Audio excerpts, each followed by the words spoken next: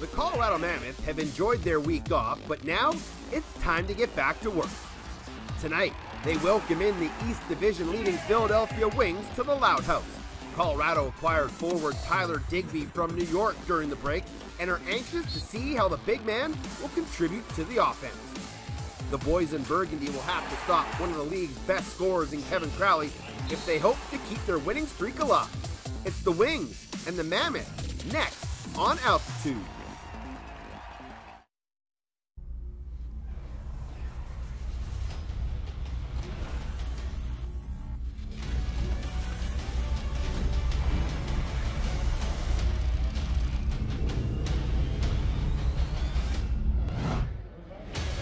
A lovely night in downtown Denver and a first for the Colorado Mammoth. First time in franchise history they've ever played on Leap Day. So might as well have some fun while we're at it. It's the Wings and the Mammoth from the Pepsi Center on Altitude and BR Live. Good evening, ladies and gentlemen. Welcome back inside the Pepsi Center alongside former Mammoth player Jamie Shuchuk. My name is Teddy Jenner, and we have got an absolute beauty for you. Two teams in the playoff hunt in their respective divisions, and it should lead to some incredible lacrosse. Yeah, it's exactly what it is. Every game is a playoff game at this point in the year. You know, Colorado had a bye week last week, which is very important for them. Riding the momentum of that big 10-7 win here against the San Diego Seals, they're going to have their hands full tonight against the Wings. Let's take a look at the West standings. 12 of 13 teams in the National Lacrosse League are in action tonight, so going to be a lot of scoreboard watching and a lot of movement up and down, especially in the West, where just a game and a half separates second from fifth. Yeah, Calgary in action tonight. They have their superstar Dane Doby back, so that's something that the Mammoth should fear, but they control their own destiny here, led by Dylan Ward in net. Big acquisition here. I'm very excited to talk about Tyler Digby. We'll talk about Tyler Digby in a little bit, but let's take a look at the East Division standings. And Philadelphia and New England tied at the top, with Georgia just one game back. But New England is idle, so if the Wings were to get a victory here, they'd move a half game up. New England plays Halifax tomorrow afternoon in New England. So again, very tight in all three divisions. Yeah, what intrigues me about this matchup specifically is that you have a high-powered offense. The Philadelphia Wings have the most goals scored so far this year, and the Colorado Mammoth, we know how stingy their defense is, led by Dylan Ward between the pipes. A goaltender battle between Ward and Higgins is expected, but goals could be coming hot and furious, especially for the Colorado Mammoth or the new acquisition, Tyler Digby. He's listed at 6'3", 277. I think that might be a little exaggerating on the 277 part, but he is a big body. He was New York's leading scorer, and he's a big addition to this offense. Yeah, 100%. I spoke to assistant GM Brad Self, and in practice last night, he said he fit right in. He's a vocal guy. He's a veteran in this league. He's their top scorer there in New York. So, you know, we know what he can do. We know what guys like Ryan Lee can do. He's only going to create space, give number 16 the shots, and also look for number 51 streaking on the far side. We talked to Jacob Rouet before the game, and he said it was nice to have some size on that side and some familiarity. Jacob Rouet was in Tyler Digby's wedding party a few years ago, so a lot of familiar faces. But on the other side, it's Kevin Crowley that this defense of the Colorado Mammoth are really going to have to key on. Yeah, Kevin Crowley, second in the league in assists, also second in the league in shots. So you can tell the ball goes through his stick. He touches the ball a lot. The Mammoth are going to definitely have to get on his hands. He has a heavy outside shot, but he's also looking to dish. And we saw that highlight of the year, one of the best lacrosse goals I've ever seen in my life earlier this season. So number 21 is definitely going to be a handful. Dylan Ward, look to have him come out and challenge those shots. It's going to be an intense battle from start to finish. It's Military Appreciation Night, so we thank you. It's also been a busy weekend. Globetrotters and Mammoth on the same day, NLL on Altitude and BR Live. Colorado Mammoth Lacrosse at the Loud House is brought to you by Ford. Get the truck that was made to work. Ford F-150, built better, built stronger, built Ford tough. By Anthony's Pizza. Order online now at iloveanthonys.com. By your hometown Toyota stores in the powerful 2020 Toyota Tacoma. And by Geico. 15 minutes could save you 15% or more on car insurance. Visit geico.com to see how much you could save.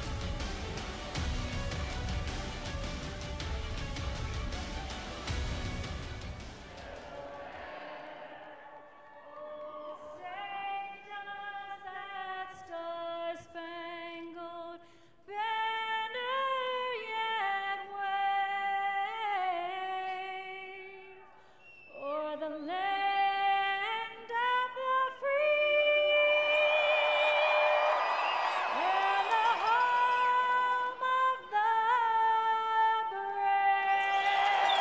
Let's go.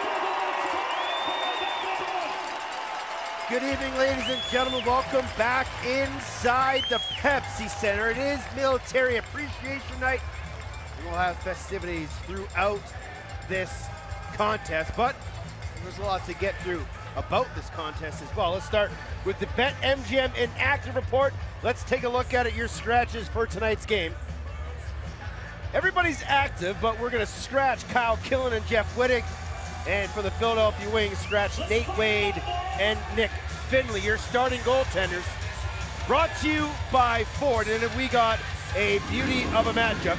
Dylan Ward is 5-6 with a 9.27 goals against. Goes up against Zach Higgins, 7-3 with a 9.18. Two of the top goaltenders in the entire National Lacrosse League. This should be a battle. Yeah, 100%. I think the Mammoth looked great tonight in those uniforms. Definitely a special night here every time we get to do this, Teddy. And again, I think the talk is the stingy defense of the Mammoth against this high-powered, big body up front Philadelphia Wings team. Between the benches, the third member of our crew, former Mammoth captain John Gallant. And Johnny, coming off a bye week after a big divisional win, we talk about hot starts, but this is an important start for the Colorado Mammoth. Well, absolutely. You guys mentioned it in the pregame. You know, both these teams have played more games than anyone in their division. So the intensity that was in that warm-up is what rivals a playoff game. And so a quick start, getting this crowd into this game early is going to be important for Colorado.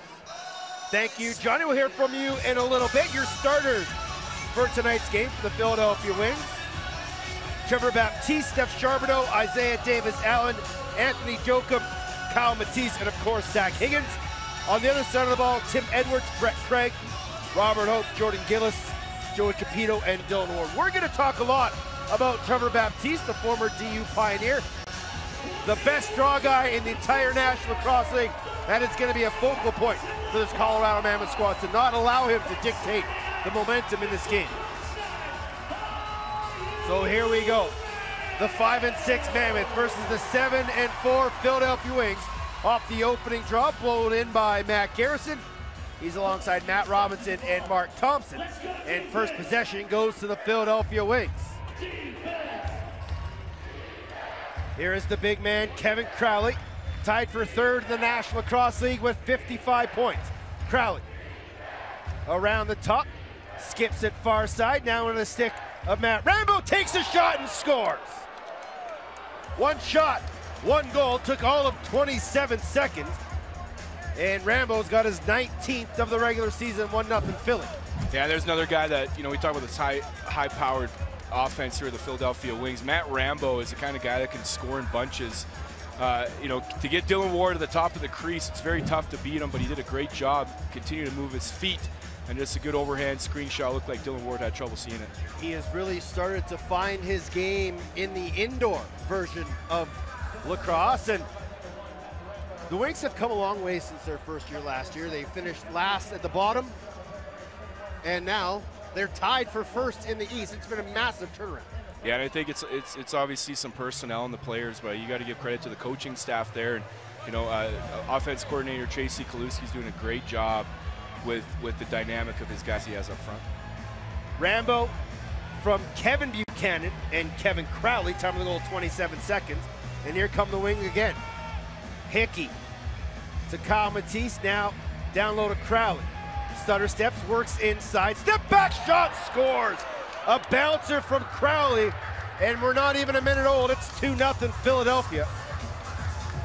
The Mammoth haven't even had a possession. We talked about the importance of Trevor Baptiste getting the face-off, being able to get it to his offense, and Kevin Crowley just kind of isolated there. Gets a pick set from Hickey and uses his reach to reach around defenseman Robert Hope. And again, I think a tough one for Dylan Ward to see. If the Wings want to keep this going, those are the shots they want to get at Dylan Ward. First goal came 27 seconds in. Second goal came 27 seconds later. Crowley got himself 2 points on 2 goals, and the Wings are starting to roll. Give assists to Brett Hickey and Kyle Matisse. And Hickey's got to be in the running for comeback player of the year after missing the majority of last year with an ankle injury. He was Philadelphia's first overall pick in the expansion draft. They missed him as that year went on, but now healthy and playing some great ball. Yeah, and the kid can shoot the ball. He loves shooting. He loves going to the net. And I've seen him over the years mature as a player. You can see the hard work that this kid puts in. It's good to see it paying off. Far side, Rambo backs down in his man, skips it near side to Hickey, shot, and there's the first save for Dylan Ward. Gillis on a fly pattern and airmail just out of the reach of Jordan Gillis, and it'll fall to Zach Higgins for his first touch of the night. Matisse at center. Down in the corner, Courier. That's Josh Courier. Brother Zach plays in Calgary. Calgary's playing San Diego tonight in a key Western battle that we'll watch for you as this game goes along. Here comes the captain, Dan Coates. Kinnear into the corner, Chris Wardle. First real offensive set here for Colorado. Wardle off a screen, skips it to Ryan Lee, shoots and scores!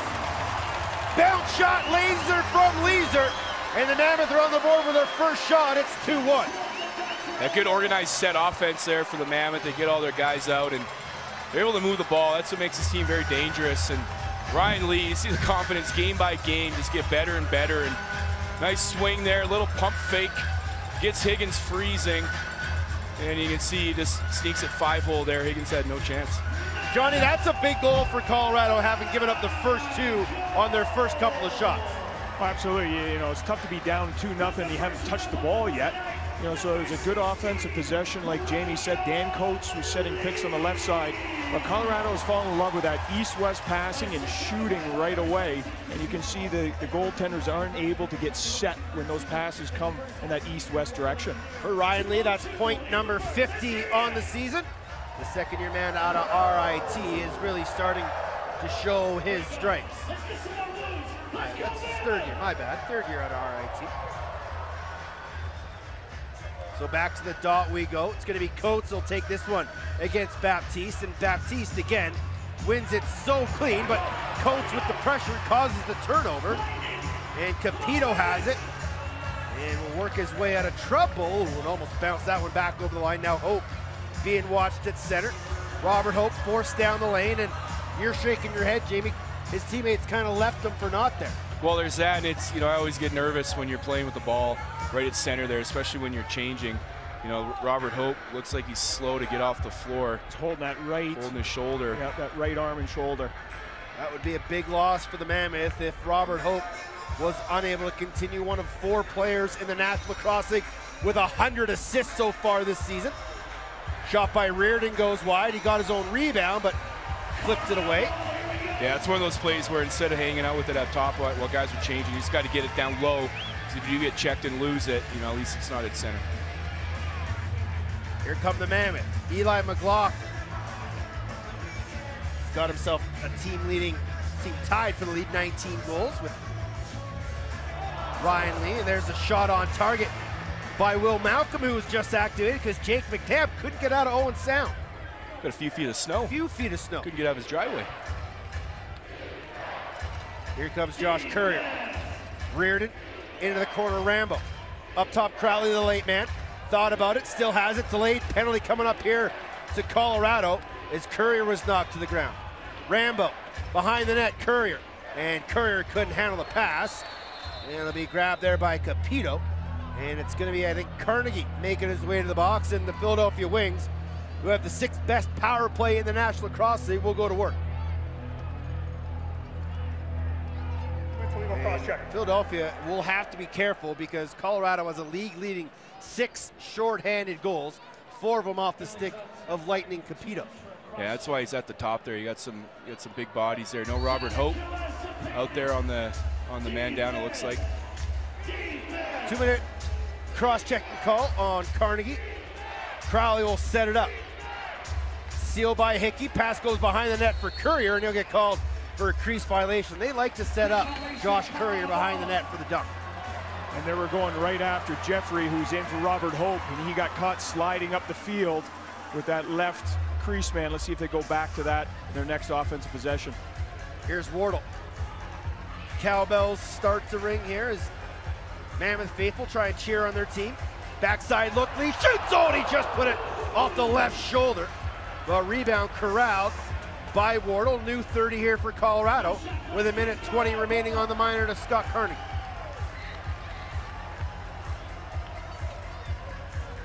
Bounce pass near side to Wardle.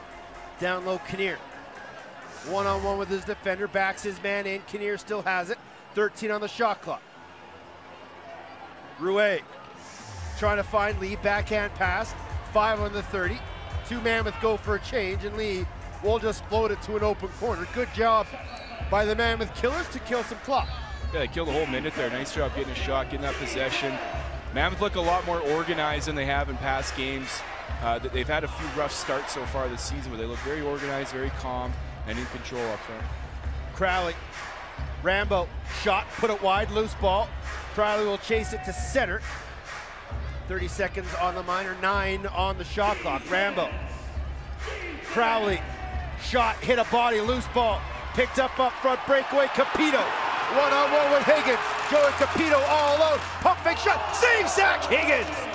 And that's a big save by the Wings netminder as Capito tried to go between the wickets. 5 shots remaining on the minor. Matisse. And Carnegie's out. No shots on the power play for Philadelphia. Here's Reardon. Shot. Took a deflection off the post. And be corralled there by Courier, takes a big hit, and then that pass will not connect, and it'll be back over call on Philadelphia. Great job by the Mammoth defense, and that'll take us to our first timeout. The Wings scored a pair early, but Ryan Lee's got his 19th of the year to get Philadelphia a 2-1 lead. Come back from Denver.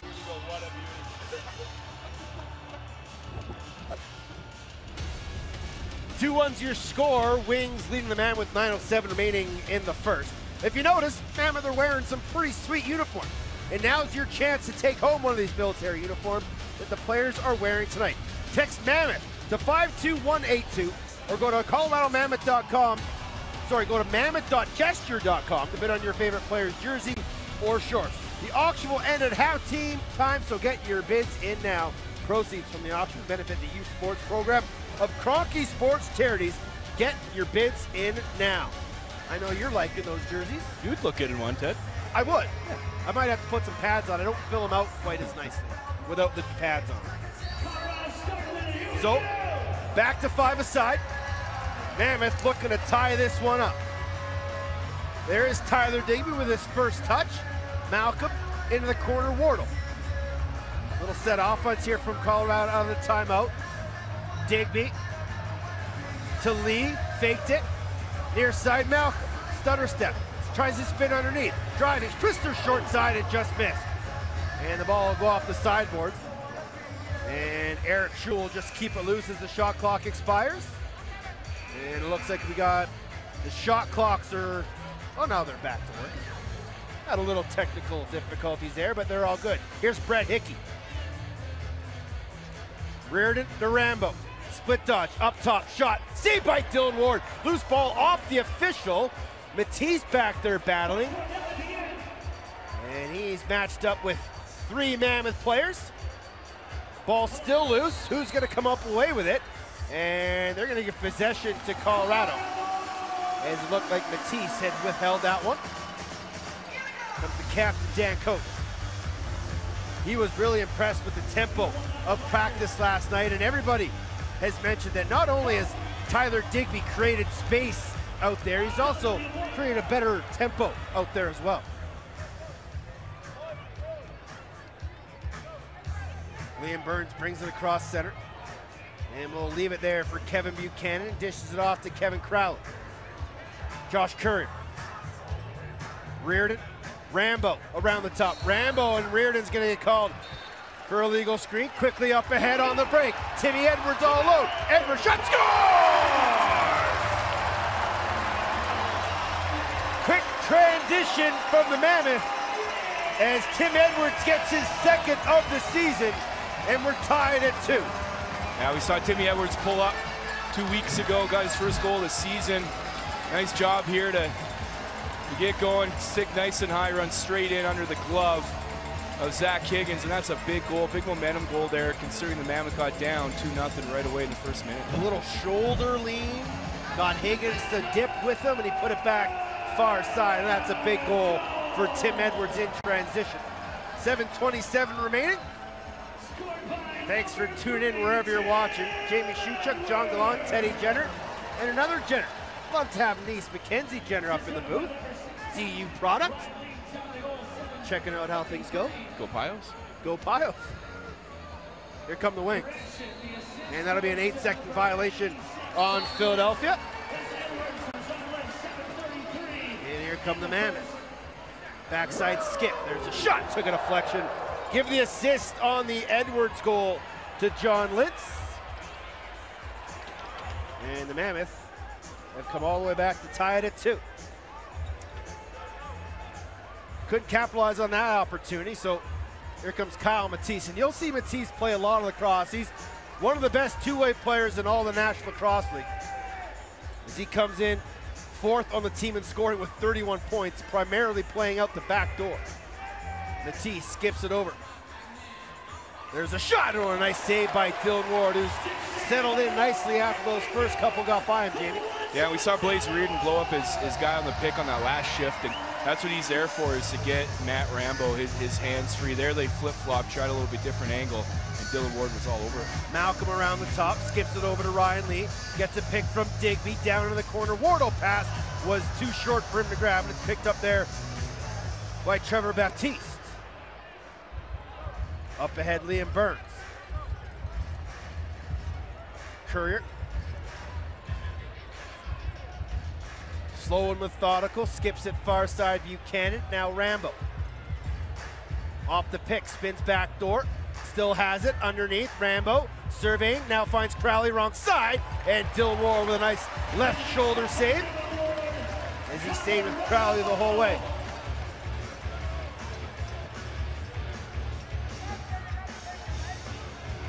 Here's Dylan Kinnear.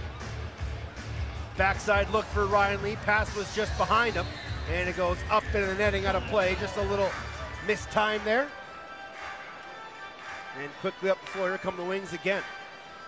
5.5 remaining in a quick moving first quarter. You're watching the National Lacrosse League on Altitude TV and BR Live. Rambo around the top. Crowley one-timer. Oh, and he put that one just wide by the far post as he had Dylan Ward leaning the wrong way. Wings will play a doubleheader next weekend against New England and Georgia, 2 big East Division battle games. That could really shape things up in the East. McLaughlin, backside look, took a deflection. And that one wasn't able to be corralled by Ryan Lee. Both teams looking a little sloppy here in the late stages of the first. Yeah, the Mammoth are looking for that. They're double picking up off ball for an up pick for that top guy to catch. The last possession, it went out of bounds. That one got deflected. Nice looking play, but might need to get spread out a little bit more to get that D spread out. Courier, Reardon, near side Matisse, shot, saved Dylan Ward, loose ball. And Ward uses all of his 6'5" wingspan to stick that arm out, corral that loose ball. Coates will get it to center. Mammoth are next in action when they play the Rochester Nighthawks next Sunday in an afternoon affair. Here's Rouet, stutter step, tries to get underneath, turns the corner, gives it off to Wardle. High steal from Kinnear. Wardle can't get a shot off, slips underneath, another pick from Kinnear. Skip past that one just under the stick of Ryan Lee and John Gallant. They are really looking east to west a lot. Well, Philadelphia's doing a really good job packing that middle, and so that's all of the options they have, that east to west, to try to get Philly to spread out so then they can get down through the middle. Hickey gives to Crowley, little flip and a run. Hickey scores right around the top, a little low burner.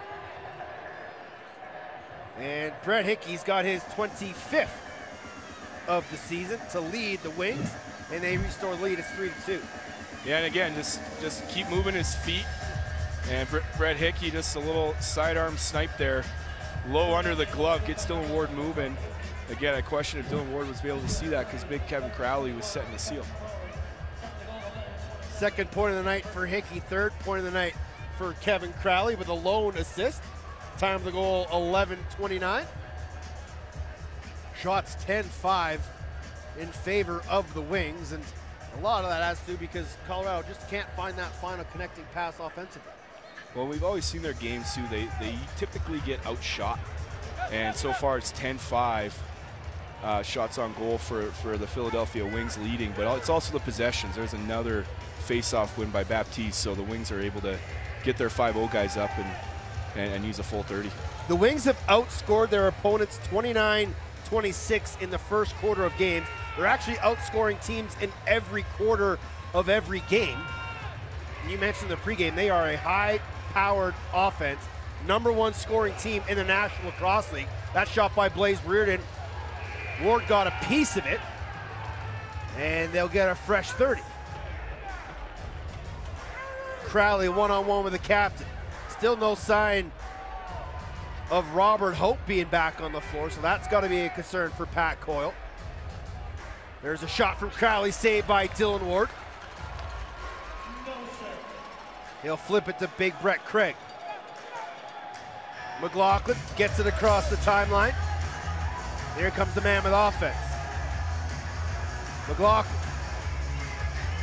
Backside to Lee. Wanted to go one time, but Kinnear wasn't looking inside, and Rouet just couldn't get his hands free.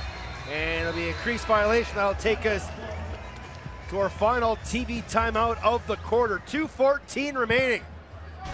Brett Hickey puts the Wings on top. Eli McLaughlin, the Mammoth, will try to get back. 3-2's your score here from Denver, Colorado.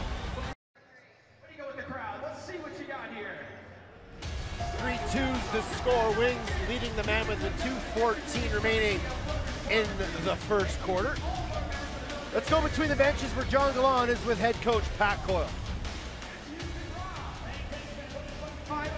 Okay, welcome back to the Pepsi Center. The Philadelphia Wings are leading the Colorado Mammoth 3-2. I'm here with head coach Pat Coyle.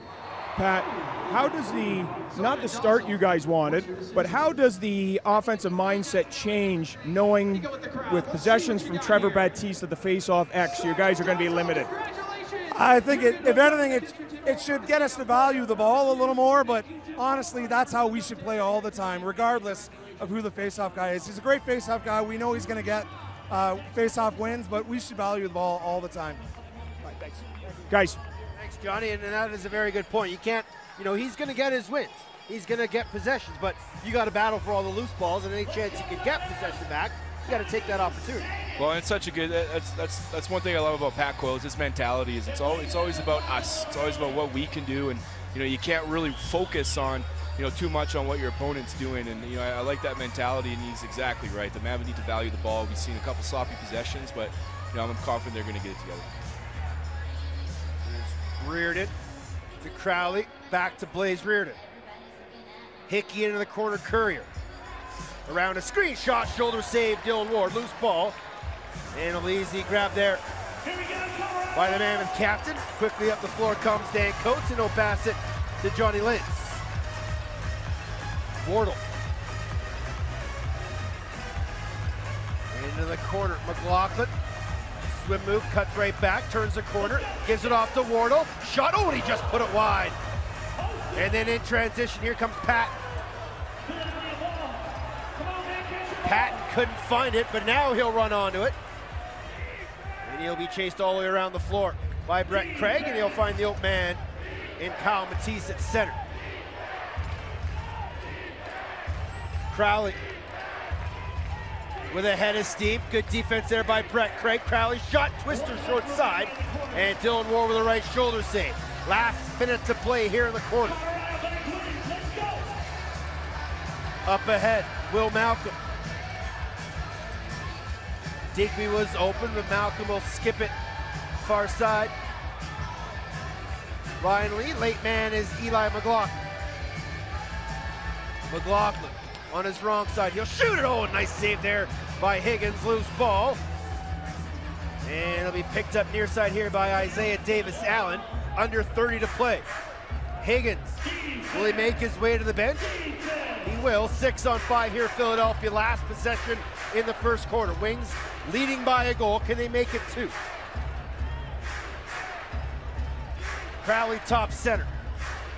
10 in the quarter. They'll shut Crowley off. Hickey now. Down to the corner, Kyle Matisse. behind the net. Courier around front, shot, save Dylan Ward.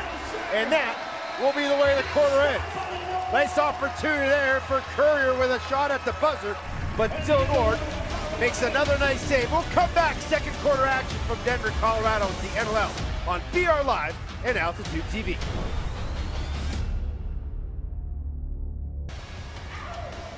Start of the second quarter coming up, 3-2 Philadelphia leading Colorado here from Denver. Do you know if you come to 1, 2, or 3, or even 6 Mammoth games through the season? Well, you should check out the Flex Plan, designed to be the most flexible plan for Mammoth fans. Flex plans come in packages of 12 or 18 tickets to utilize however you like throughout the season. Pick your games, the number of tickets, and your seat location. It's all up to you. Check it out at ColoradoMammoth.com. Well, another milestone for Dylan Ward. Last time it was his 50th career win. Now, 6,000 career minutes. And in those 6,000 minutes played, he's faced 5,114 shots and made 4,014 saves. It's pretty good. I'd say it's pretty good. It's pretty good. Another face-off win there for Trevor Baptiste. Make it 6-1 now for Trevor Baptiste at the face-off dot. Reardon, Hickey, into the corner, Matisse. Around a Crowley pick, back to Blaze Reardon near side. Matt Rambo, around the top, shot, saved by Dylan Ward. Oh, ball's loose in his feet. And he's able to find it and will come quickly near side, Dan Coates.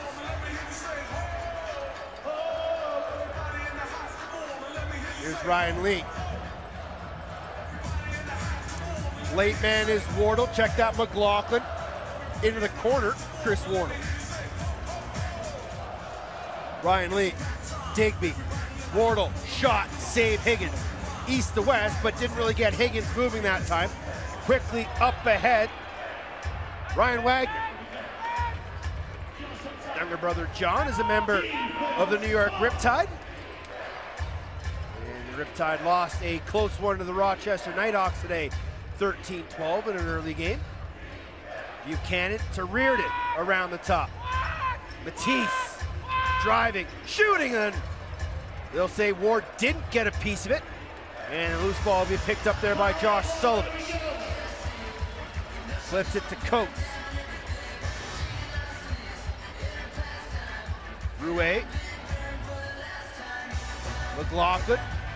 Now Will Malcolm. Skips it near side Ryan Lee. He'll shoot, took a deflection, loose ball. Picked up there by the wings. And now Liam Burns is going to get pressured there by Chris Wardle. Loose ball in the corner. 4 seconds to get over the timeline. Oh, and they do just get over. Steph Charbonneau will push it up ahead to Baptiste. And Baptiste sees he's in trouble, flips it off to Brett Hickey, then we'll go for a change. Mammoth got to be better there. Philadelphia didn't have anybody deep, but all the Mammoth defenders were in their own zone. Weren't able to get up there on that shot clock.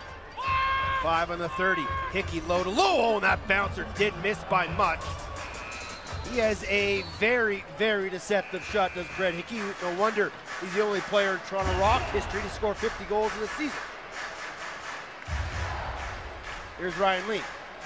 You didn't care for that stat, eh? No comment? Yeah, that's a great stat. You're one of the best color guys in the league for no up in the age, really? Attaboy. Here's Ryan Lee. He'll shoot, oh, and there's a nice save by Higgins. There's a delayed penalty coming up to the Philadelphia Wings. Loose ball, great job there by Chris Wardle to find that loose ball, fresh 30, and a chance 6 on 5. Near side Ryan Lee. Late man McLaughlin, backhand flip, Wardle faked it, brings it back, up top McLaughlin, one more Ryan Lee, inside Digby, and it deflected off his stick and off the post and almost went in. Would have been an ugly first goal for Digby, but nonetheless, the Colorado Mammoth, the third best power play unit in the league, will head to work as Alex Pace makes his way to the box. We saw Digby in warm-ups playing the point on the power play. Looks like he's going to quarterback it here. Be interesting to see the chemistry he has stepping in, being the quarterback right away. Holding call on Alex Pace. So as you said, Digby will set it up with Lee, Rouet, McLaughlin, and Wardle. Check that. McLaughlin and Kinnear on the crease. Digby, backhand flip. One more time to Eli. Little drag. Up top, Kinnear. McLaughlin top center, Digby, he'll shoot off the foot of Zach Higgins. Loose ball picked up there by the Wings, and they're gonna run. Liam Burns gets across center, watched there by Jacob Rouet. They got a chance to pin him in the corner, but Alex Pace keeps his feet moving, runs to open floor. Floats it to Courier, far side, pass was just behind him, and then a nice job there. Loose ball picked up by the men. Still no Robert Hope on the bench, it looks like. And I think that's gonna, since he was hurt in the first quarter, interesting to see how the Mammoth defense can play down a guy. A lot of extra shifts for some of those guys. Eli McLaughlin will set the power play up to Wardle, fakes it, back to Eli. Digby drags, Wardle off the tip of his stick and out of play. Up ahead, Steph Charbonneau. Waiting for traffic off the bench, gives it to Matt Rambo with 45 remaining on the minor to Pace. Reardon, Crowley, back to Reardon, near side Rambo. Rambo wants the one-on-one, Crowley to the middle of the floor and had his stick check just at the last minute. And that ball will get picked up by the Mammoth with 25 remaining on the man advantage. Can they get one here to tie it up? One shot so far here, 5-on-4 for Colorado. That came off the stick of Tyler Digby with the right foot of Zach Higgins. Here's Ryan Lee around the pick. He'll shoot and score! Simple execution. High seal from Digby, laser from Leeser. It's 3-3. Yeah, the confidence Ryan Lee for the last few games is just incredible to watch, and he changes up his shots, which I love. And that was just coming off of a pick. There's Tyler Digby creating some space there, and that's exactly what number 7 is here to do, is to get Ryan Lee his hands free so he can blaze those shots in the top right corner. A power play goal for Ryan Lee, his team leading 20th of the season.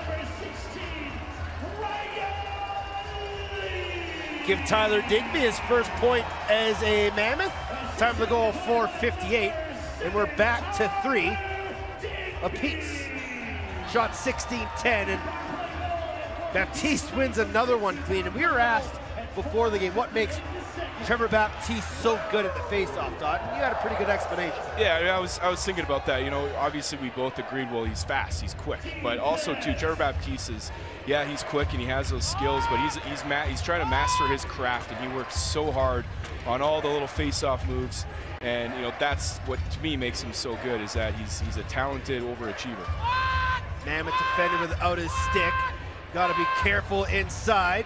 Late in the 30, good job by the Mammoth defense to rotate and find the open man cutting through the middle.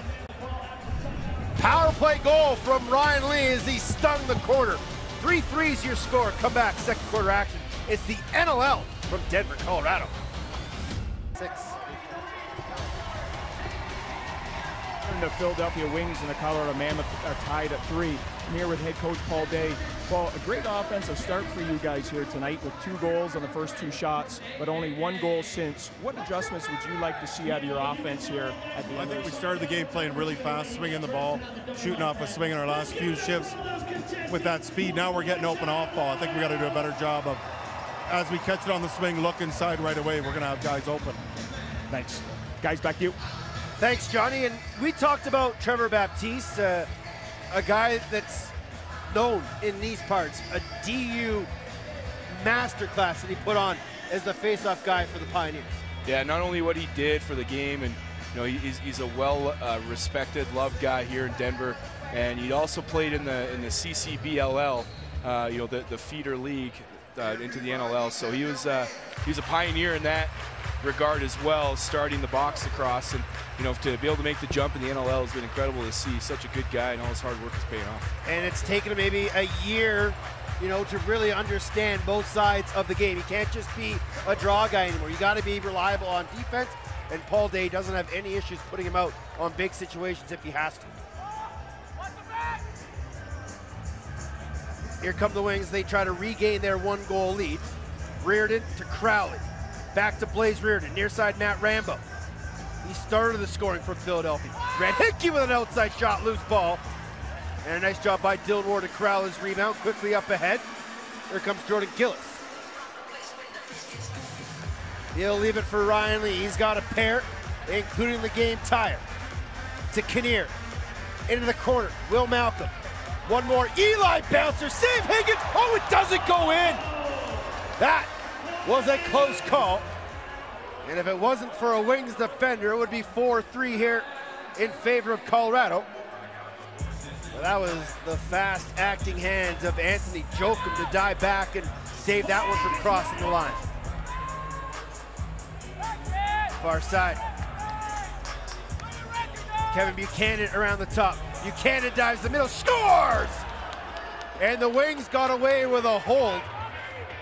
But Kevin Buchanan turns the corner, goes right down the middle, and restores the 1-goal lead. It's 4-3 as Buchanan gets his second of the season. And that one seemed a little uncharacteristic for Dylan Ward. I don't think he thought Buchanan was going to be able to sneak through the big body of Craig and Coates there, but this does a nice job protecting his stick. And you know, the Mammoth defense were calling for maybe to hold his stick there, but after watching the replay, it looked like Craig tried to grab Buchanan with his free hand and then let go of his stick. So great effort there by Buchanan. Lone assist goes to Matt Rambo. Time of the goal, 7:01. And once again, the Wings have a 1-goal lead. And that'll be a procedure call on Trevor Baptiste. So maybe that's the way you got to beat him. Get him to jump early. It's only the second draw he's lost. He's, I believe, 7 of 9 so far here tonight. Here's McLaughlin. Man open in the middle. All alone Wardle. Shot. Oh! Glove save and a beauty from Zach Higgins. Wardle all alone on a great pick and roll with a swing. Lee. McLaughlin back to Wardle. Malcolm gonna set a seal. Wardle dips underneath. Splits back to the center. Malcolm near side Lee. Wardle shot. Save Higgins. And the Mammoth was changing late in the 30. But a good set there. Here's the chance by Wardle as Higgins sticks out the pad and kicks it aside. Jamie, the Mammoth went to up picks there, and that's what got them open offensively. On the offensive end, you can hear them saying they want more up picks, getting the ball low and moving up off ball. There's Crowley. Inside feed, doesn't connect. Loose ball picked up by Capito. Colorado gonna try and run here. They got numbers 4 on 3. Capito to Kinnear. One more McLaughlin, and he just put it wide. Great transition chance there by the Mammoth. But Liger just couldn't find the net behind Zach Higgins. Yeah, to your point, Johnny, I love the pick off the swing. That's what that was. If you can combine a pick with ball movement, getting it to the other side and then looking back, I think it's such a thing of beauty. It's very difficult for the defenders. There's a shot by McLaughlin. Got a piece by Higgins. Reset to 30. Digby inside, great feed to Lee. Won't force it on his wrong side. Wardle to Kinnear. And kind of runs into a double team. Now Digby isolated. Trying to back his man in. Here comes a double team. And Digger will slip it far side. Wardle shot! Are they going to call this a goal? No, they'll say Wardle's in the crease. Fans don't like it. But I think Higgins got enough of it as Pat Coyle's going to watch. And I think Wardle told him, don't throw that flag. But he'll take a look at the replay. Might need an overhead on that one for Pat Coyle, and he has thrown the flag. Yeah, the question is, did it go straight in? And it's very tough to tell from that angle. Oh, it's going to be real tough. It's going to be real tough. You can't see it cross the line until Chris Wardle is fully in the crease. But good to see Robert Hope back out on the floor, Johnny. Yeah, you see, he went out the last break and made a nice little run across. Throwing the ball up against the boards is something they're going to need, not only his leadership, but you mentioned because it happened so early. That's a long way to go. 3.5 quarters to go with a man down on the DN. He's got that shoulder wrapped. He's got extra padding underneath. So we'll see if that mobility can help him against some of these big bodies like Crowley. So crew chief Matt Garrison will head into the box and look over this one. And that's going to be the question, because Chris Wardle did end up in the crease. Did it go straight in? And it looked to me, seen it live, that it hit the post and hit Higgins' gear, and we kind of lost it. So have to have conclusive evidence to be able to turn it over. I think this one will stay as called, but I don't know. It was called no goal on the floor, so we need, as we all know, conclusive evidence, as they say. But you just never see it cross the line until Wardle's down on the ground as he is now, and then the ball will trickle over.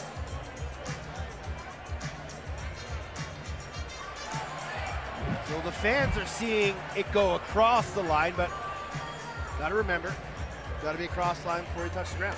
That's true. That's true. We should take a quick look at out-of-town scores, eh, Shu? See what's going on in the National Lacrosse League right now? Last I checked, Toronto, Saskatchewan were 7-7. 7-7, yeah, that's your score. Buffalo knocked off Halifax 13-9 in Tucker Out Lymphoma night. Braver than brave, always a great game when the Buffalo Bandits hold that night. It's a very special one for Mammoth offensive coach Sean Williams, as it goes to support his son that he lost, Tucker Williams. Speaking of the Williams, Dyson Williams, 7 goals yesterday. Unreal. Had a good weekend here a couple weeks ago as well. Rochester beat New York 13-12, as we mentioned. Is that you giggling down there, Johnny? Well, you know, it's always entertaining down here listening to players jab back and forth as they're looking on the big screen, you know, to see. But yes, that was me giggling down here. One last score to get you, and this one kind of blows my mind. Well, we'll let Matt Garrison make the call here, and then I'll blow everybody's mind. After review, the shooter touches down in the crease prior to the ball completely crossing the goal line. The call of the field stands, no goal. That is the correct call, despite the first half timeout. The Mammoth crowd giving Matt Garrison a big Bronx cheer. So the last score of the weekend we need to update you on, it's 8-7 Calgary leading San Diego. So that's not very good if you're a Mammoth fan.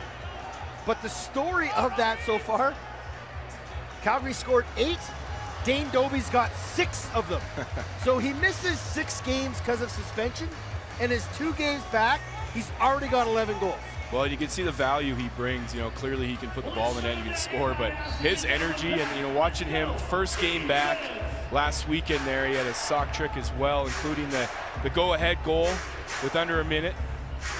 Came back and tied it, and then he scored the overtime winner. So it just goes to show you how clutch he is and how valuable he is to the Calgary Roughnecks. Outside shot by Crowley, goes off the dasher and out of bounds. Scores 4-3, 5.5 to go here in the half. Dylan Ward gave up 2 goals on the first 2 shots of the game.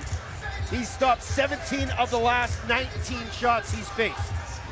At the other end of the floor, Zach Higgins has faced 16 shots. He's stopped 13 of them.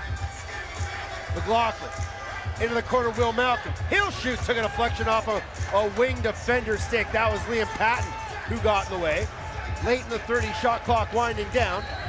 And what are we gonna call? Push on the back. Philadelphia Wings possession, and we will go to break. 5 minutes remaining in the half. 4-3 is your score. Zach Higgins looking steady between the Wings pipe. Come back from Denver, Colorado. This is the NLL. Back inside the Pepsi Center, 4-3, when they're honoring some heroes of the game. And we would like to honor one very special man, George McGeeney, a former coach with this Colorado Mammoth organization in their early days. He had just taken a job with U.S. Lacrosse. He was back in Baltimore for some meetings and sadly lost his life in his hotel room. And Johnny, Jamie and I didn't know George, but you were very close with him in those early years. What do you remember about the man? Well, Coach McGeeney was, you know, one of our defensive coordinators and defensive coaches, you know, on our championship team, and he was one of the first coaches with the Mammoth organization. And our defense, which included head coach Pat Coyle at that time, you know, would not have been as successful as we were, you know, without George and his presence and you know what he brought, you know, to our unit. And I know, you know, still without words, you know, after hearing from, you know, former Mammoth player Nick Carlson about Coach McGeeney's passing, and he was very close with Tom Ebbington and Nick Carlson and other Mammoth players, but just a great man and a great coach, and I know the organization's saddened by his loss. Our thoughts and prayers to the entire McGeeney family. It's often tough to get back to the sport we know and love, but as they say, lacrosse is the medicine game, and it does what it can to heal. And we look to do that here in George's honor. Here comes Ryan Lee. McLaughlin off the bench, one more. Rouet shot, and Higgins was down on his knees, but a nice job by Jacob Rouet to find his own rebound late in the 30.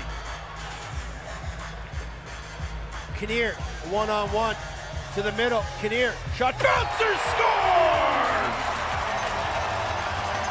What a goal by Dylan Kinnear. Bulldoged his way to the center, and a bouncer goes over the near shoulder of Higgins' top corner, and it's 4-4 as Dylan Kinnear gets his 8th of the season. Yeah, you said it, great dodge there. We've seen Kinnear do this. That's where he operates very well, one-on-one there. And he uses the aggressiveness of his defender with his lead shoulder. He soaks a check. When his defender goes to lunge at him, he just turns the corner there. And that's a very difficult shot to go bouncer back to the near side top corner. You mentioned it earlier on that shot. Zach Higgins is going down a little bit early. Maybe that's something the Mammoth offense is picking up on. 4-4, 4:08 remain. Off the ensuing draw, what do we got? Procedure called on Colorado. So it will be Philadelphia ball. Matisse gives it off to Josh Courier. Now Crowley with a head of steam. Assist to Wardle and Rouet on the goal by Dylan Kinnear. And for Chris Wardle, that's his 100th career assist. So the good Victoria boy cracking the century mark. Time of the goal, 10:52, as Wardle has a pair of assists. And Rouet picks up his first point of the evening. So here comes Colorado, trying to find their first lead of the night. Digby around the top. Skips into the corner to Eli. Double seal, McLaughlin turns the corner, tried to go back post. And his teammate was on the wrong side. Malcolm, inside, shot, and a shoulder save there by Higgins. Loose ball in the corner. And then he collected there by the wings, and we get offsetting Miners here. As it looks like McLaughlin's gonna make his way off with a wings player. And we'll play 5 aside as Liam Patton will head to the box with McLaughlin. Colorado, Philadelphia, 2 minutes, rough. So we'll go for roughing Miners. So Joey Capito and the Mammoth defense will head out onto the floor and try and keep this one tight. Offsetting roughing Miners. Oh, and Colorado a little slow on the change. Shot took a deflection and a loose ball. And Colorado's gonna run onto this one. John Lintz all alone. Lintz on a breakaway. Shot fake. Oh, he tried to dip and dunk and he put it off the bar. Good effort by Johnny Lintz there. I don't think we've seen him cross center with the ball so far this year. He went so wide on that breakaway. I thought he was really just going to lay it off to Capito. Yeah, he had a lot of time there, but great job by Zach Higgins to stay big and get that chicken wing out. Pass to Hickey goes awry. 10 on the 30. Here comes Matt Rambo. Rambo drives underneath, spin move. Great slide help there by Sullivan. Outside shot goes wide. Loose ball picked up by Sully.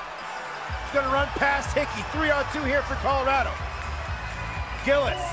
And he'll slowly pull it out and wait for the offense to join him. Coates will give it off to Ryan Lee with 2.5 remaining in the second quarter. Malcolm, time and room, fakes it, drives, and then a nice late check there by Liam Burns. And then spinning out of trouble is Alex Pace. Quickly up ahead, Wagner. You don't like Baby Shark, do you? I don't like this. I've heard it probably about 1.5 million times. Reardon shot, saved by Dylan Ward. Got 2 toddlers at home, Teddy. Don't brag, Jamie. That was a big hit for a while. Now we're on to the Disney princess songs.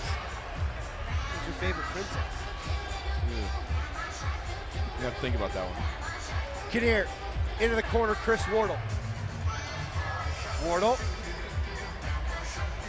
Shot there from Lee goes wide. And it'll go up and out of play. 1.5 remaining in the second quarter. A very defensive game, kind of as we predicted. But the Wings are the highest scoring team in the NLL, so you can't take a shift off defensively. Rambo. Up top, Matisse. Down low, one-timer. Nice save by Dylan Ward as he went post to post to make that save. Quickly pushes up ahead. Carnegie.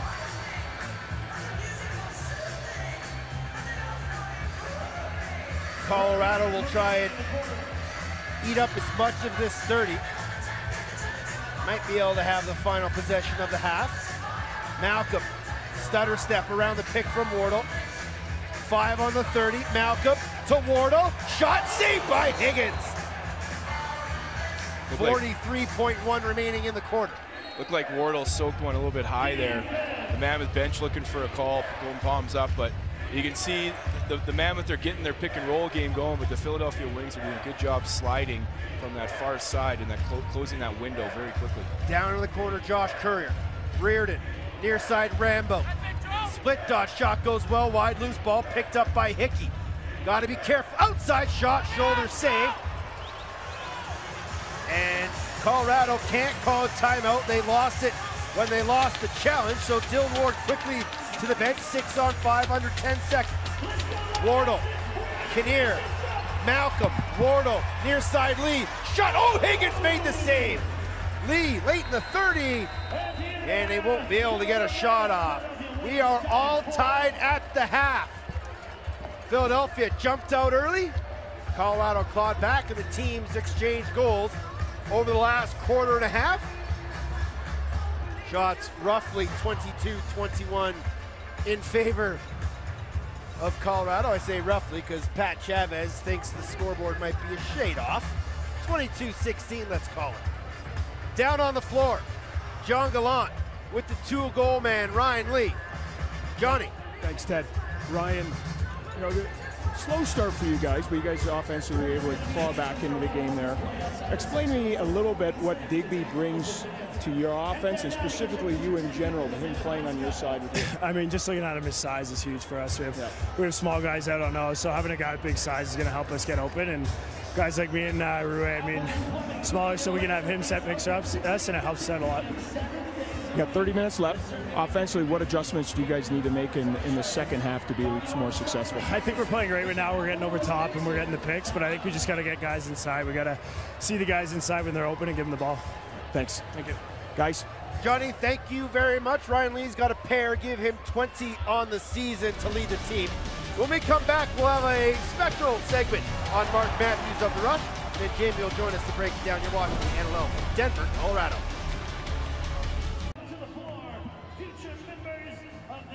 Back inside the Pepsi Center at halftime. You're taking a look at the military swear-in ceremony. It is Military Appreciation Night. All these young men and women are being sworn in to do their part to keep America safe. Back inside the broadcast booth, and the Colorado Mammoth players don't have a lot of time during the season, especially during the week, to get out and do some things away from the sport. But there is some time to get back to the community. Warren Jeffrey, Kyle Killen, Brett Craig, and some of the other Mammoth players had a chance to go out in the community the past couple weeks to give back and help some kids learn the game of lacrosse.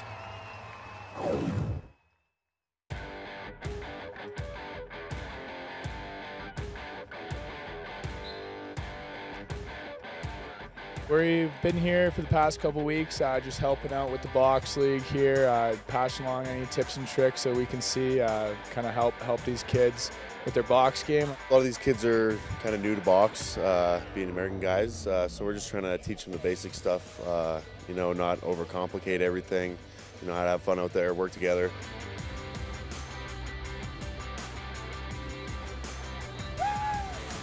I mean, it's a fun experience just having them on the bench and then kind of talking you guys through the plays. Just fun there. They know a lot more than the coaches do because they played for 20 plus years and they have a lot of experience. You want to get high or have the off-ball guy come up high, right? Did they give you any good advice? Yeah, cut through the middle if they're pressing you out on the corners. Cut to the middle and ask for the ball.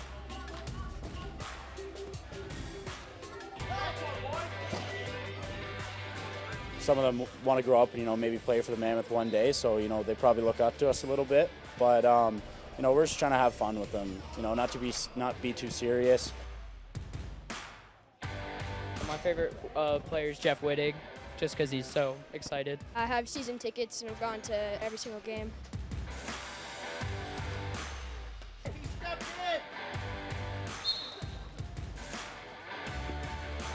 We kind of just bounce around. We try and get in with all the teams, see all the players, see all the coaches, mingle with them, and try to make this a fun experience for both the players and the coaches, because I know like the coaches are volunteers as well, so it's cool for them as well. And then like, just being able to interact with them, whether it's just a conversation with them or talking lacrosse or just helping them out in any way possible, it all adds up at the end of the day. Fire on 3. 1, 2, 3, fire! Go. It's still a very fun experience having them just there on the bench. When we can get out, we do, and we enjoy doing it for sure.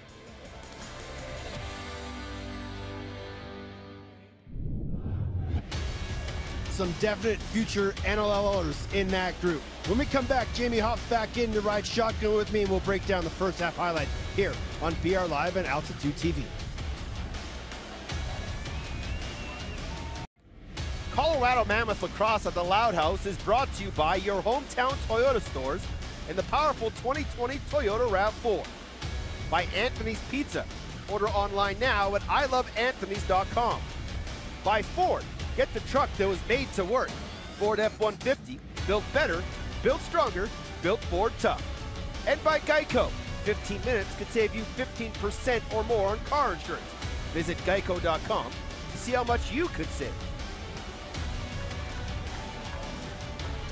Back to downtown Denver. The swearing ceremony is over. Jamie Shuchuk back beside me, and this was a very entertaining first half, even though there were only 8 goals.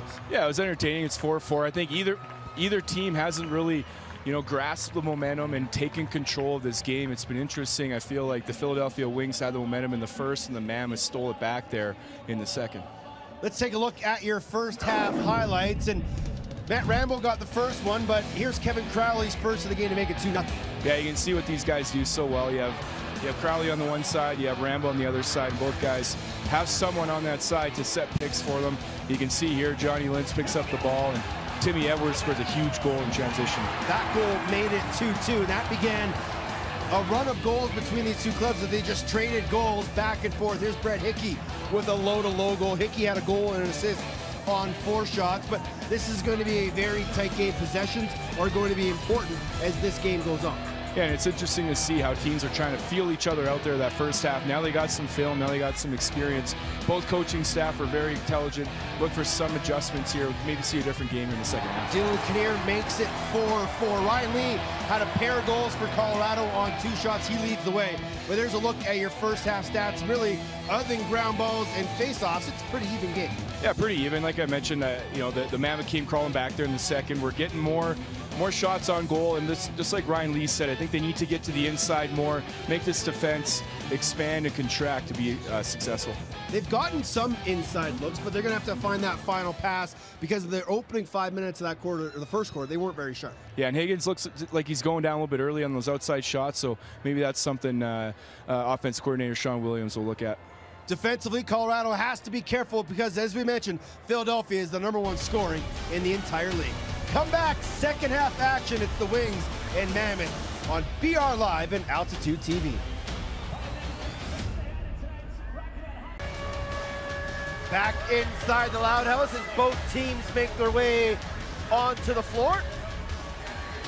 4-4 as we start the second half. If you love the National Cross League like Jamie and I do, you'll love all the highlights on our socials. Get the best goals, saves, and action during all of the games during the week on Twitter, Instagram, YouTube, Facebook, and of course, NLL.com. Down on the floor, John Gallant, I'm sure he's going to say go Piles. He's down with Trevor Baptiste. Johnny. Thanks, Ted. Trevor, it's been a great half for you so far in the face-off X, and also for your defense, only giving up 4 goals. What do you want to see out of your defense here in the second half? I think we got to stay at it. I think we haven't played to our true potential. I think we can stay a little bit tighter. I think we got to shut off their transition. That's definitely a big point. They're getting up and down the floor, and let's just have some fun out here. That's great. Goodbye. There it is. He got a little smile out of Trevor Baptiste out of that one.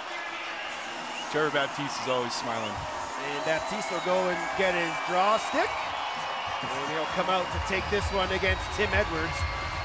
And Trevor Baptiste was 8 of 10 in that first half. And one of the ones he lost was on a procedure call. But some say face-offs matter, some say face-offs don't matter.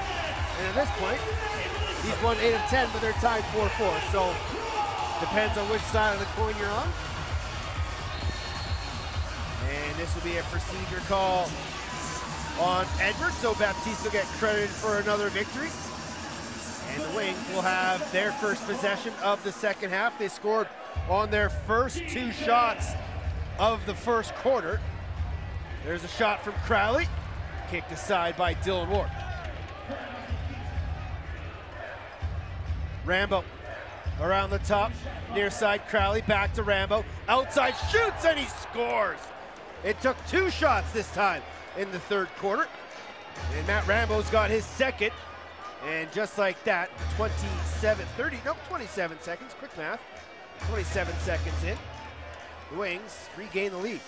Yeah, you can see Reardon just exactly what he was doing in the first half, try to create space, getting 2 Mammoth defenders caught, and Rambo shoots around the screen, and a seeing eye shot there, snipes to the bottom left corner, right under Dylan Ward's glove. Guys, it's interesting, you know, waiting for that interview with Trevor, he was mentioning one thing that Paul Day was talking about in the locker room was they wanted to change planes on Dylan Ward. They felt they could be successful down low, but only if they brought the ball from up high. Great stat from Pat Chavez, stat guy extraordinaire. Matt Rambo's got 2 goals this game, both goals coming 27 seconds into the quarter. Off the ensuing draw, Patton tried to force a shot, loose ball grabbed there by Baptiste. 1 face-off win, 2 free loose balls.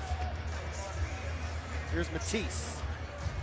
Give an assist to Kevin Crowley on the Rambo goal. Crowley's got 4 points tonight. Here come the Wings. Pass in front, knocked down, loose ball picked up there by Johnny Lentz. And he'll float it near side to Robert Hope. Hope across center. We'll give it off to Chris Wardle. Wardle around the top, surveys, skips it far side, Ryan Lee. Dips underneath, flips up to Digby, he scores! There's the first for Digger as a member of the Mammoth. And they come back quickly to tie it up 5-5, and Digger's got his first.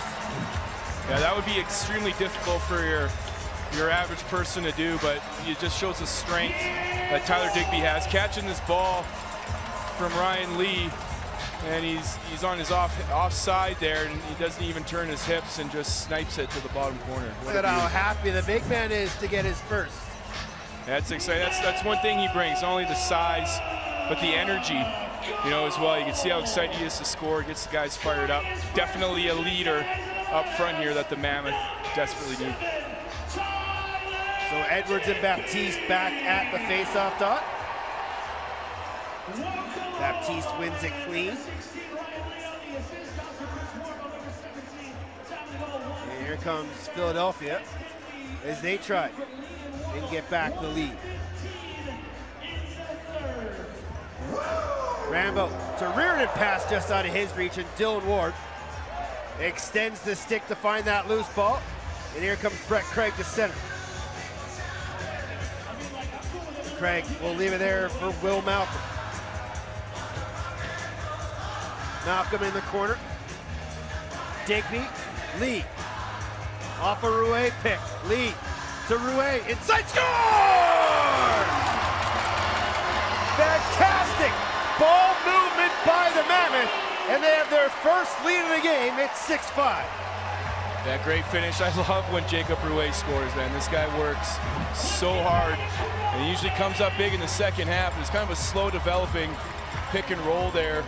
Rouet was open for a while. Lee gets him the ball, and Rouet extends, soaks a couple hits, and pulls it 5-hole on Zach Higgins. So the Mammoth fall down 5-4 real quick, and then they get 2 goals in a couple of minutes. Rouet with his first, give assists to Lee and Digby, and Tyler Digby quickly got himself a 3-point night.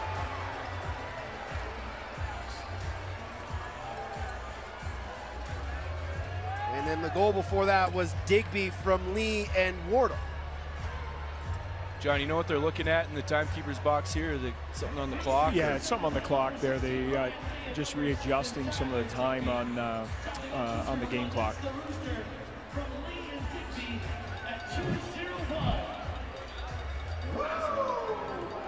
But again, you know, we talked about it earlier, Jamie. It was a slow developing pick, but there was a east-west swing and an up pick, and that's something that we've seen in Colorado's first possessions here. They're getting in the middle a lot more here, starting this third quarter than they did in that first half. So Coates will take this one against Baptiste, just try to tie up his hands. Did an excellent job, but there's the ball team of Philadelphia, and that's just as important as winning a clamp, is having a good ball team.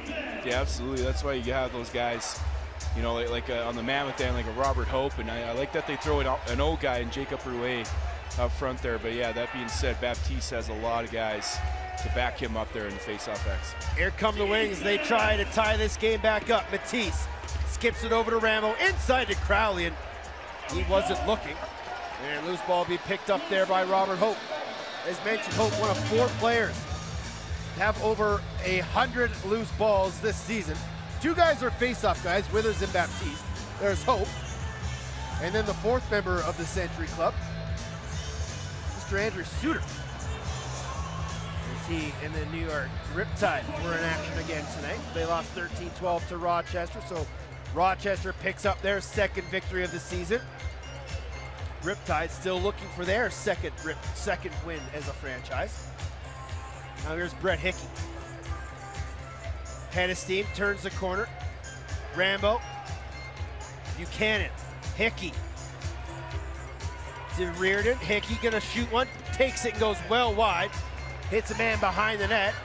And loose ball being picked up there by Carnegie. Quickly up ahead to Edmonds.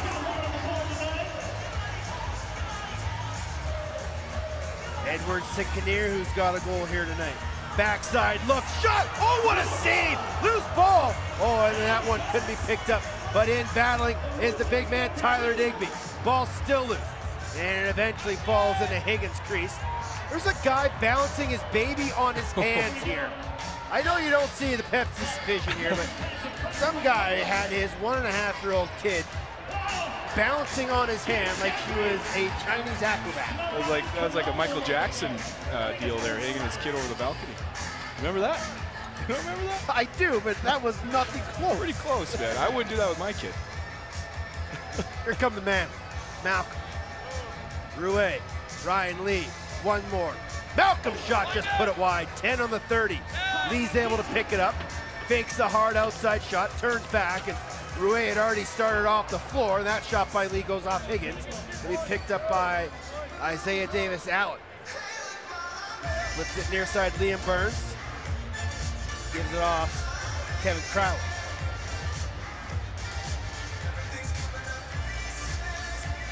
Crowley tries to cut through. Buchanan skips it to Hickey. He'll shoot through a screen. Ward with a shoulder save. Loose ball. And Ward finds it. And he almost threw the long pass to Edwards, but would have been a bit of a buddy pass. And those are the ones that Dylan Ward always sees. And, you know, when he's set and if the shooter is not moving his feet, that's when he's on top of his game. Rouet to Lee. They'll work a 3-man right side. Flips it up to Tyler Digby. Underhand scoop near side, Malcolm. Shot, oh, that one just went wide. Loose ball! Oh, what a chance there. As Kinnear, a little one-timer. Almost caught Higgins sleeping on the redirect. 9.5 to go here in the third quarter. Mammoth have scored the last 2 to take a 6-5 lead. Near side, Josh Courier comes back, takes a shot, bouncer off the left foot of Ward. Loose ball in the corner. Capito had it for a split second. Now it's getting picked up there by Brett Craig. And we'll get an off-ball push, and it'll be Philadelphia possession when we come back. Back-to-back goals by Colorado, including this one from Jacob Rouet. It's 6-5 in Denver. Back inside the Pepsi Center, 6-5, Colorado leading. Watch all the action from around the National Crossing this season on BR Live. Choose annual, monthly, or per game passes. For more info, visit NLL.com/VRLive. So 9:06 remaining. And this has always kind of been one of Colorado's strengths. They seem to have a slow start in the early part of the first, but they have some sort of extra gas tank. They're able to find just a new look on life when they come out after the break. Well, and I think the key factor there, and you're exactly right, I think the key factor is they know what they're going to get from their goaltender every single game. And I think that absolutely puts a lot of pressure on the Mammoth offensive players to do their job, because they know on the other side of the floor that they're going to get it done. So here come the Wings. Hickey around the top, skips it down low, Reardon, back to Brett Hickey. Crowley around the top, takes a shot, put it wide, and ends up in the back at Dylan Ward's net. Here comes Colorado. Wardle, Eli McLaughlin. Driving, gets knocked to the turf. You wanted a hold, none coming. Quickly the other way comes Philadelphia. Yeah, it looked like the Philadelphia defender grabbed a hold of Eli, or otherwise he embellished it pretty good, but looked like he had a step on his guy there. Matisse will try and run some traffic inside. Look, well, that's definitely a nice easy call there for Garrison. And here comes Colorado.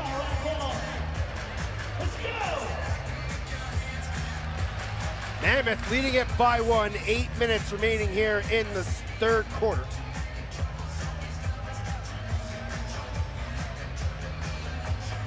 Lee, shot took a deflection, goes up into the netting and out of play. Fresh 30 for the Mammoth. Digby will start with it. Watched there by former Mammoth Ian Lord. Into the corner, Wardle. Kinnear had the stick ripped out of his hands right by the official, showed him, didn't get the call. There's an outside shot from Dylan Kinnear, new 30. And this is where John Gallant, they got to take advantage of a tired D. Yeah, they do, and they're isolating here on Lee with the double down the other side. And there is a shot by Lee through a bit of a screen.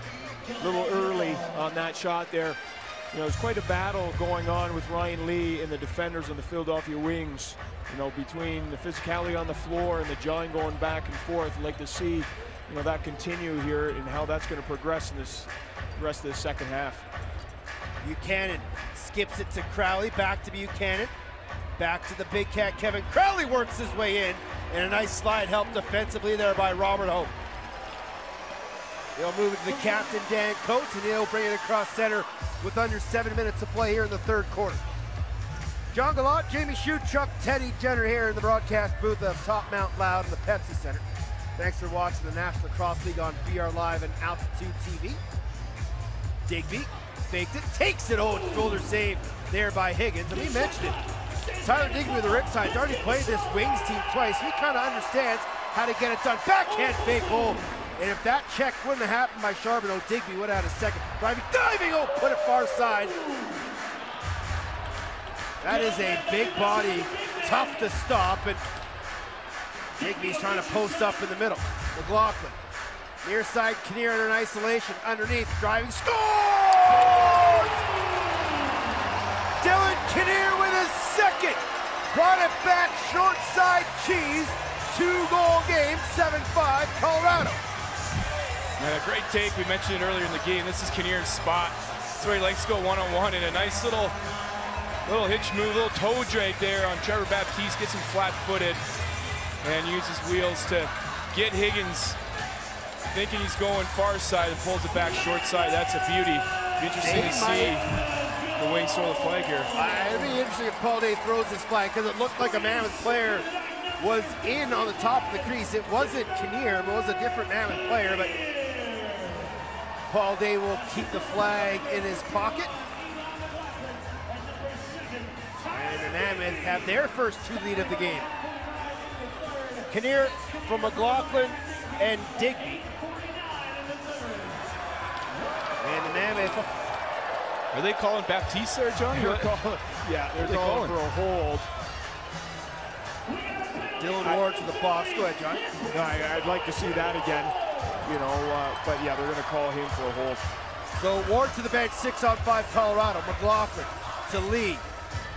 McLaughlin, double clutch, shot kicked aside there by Higgins. Loose ball picked up by Rouet, fresh 30.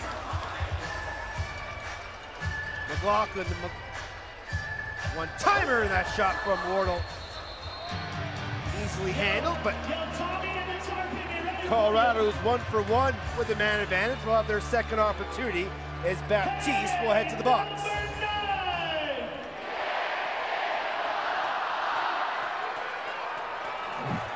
The penalty, 2 minutes holding the stick. Yeah, that's a pretty easy call. Unlucky for Baptiste. He was just rotating through the face-off and just trying to get position, but yeah, that was an easy call. Yeah, Johnny mentioned the physicality, you know, between Ryan Lee and the Wings defense right now. It seems like the refs are letting a lot go. That was clearly a blatant one that needs to be called. Digby will set it up again. Low seal, Lee, shot, shoulder saved by Higgins. And it's going to go all the way down to Dylan Ward. He'll quickly sprint out of his cage. Rouet with a nice seal down, got Lee open for that outside shot. Wardle, McLaughlin, Digby. Ryan Lee comes around the top, gives it to McLaughlin, his feet were moving. There's a shot by Wardle that beats Higgins. 3-goal lead, 8-5 Mammoth.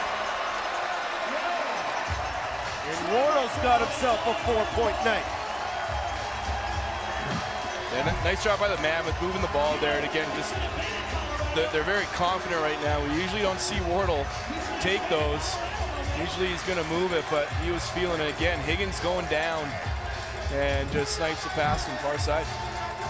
So a 3-goal run by the Colorado Mammoth, who gave up the first goal of the half to Matt Rambo just 27 seconds in.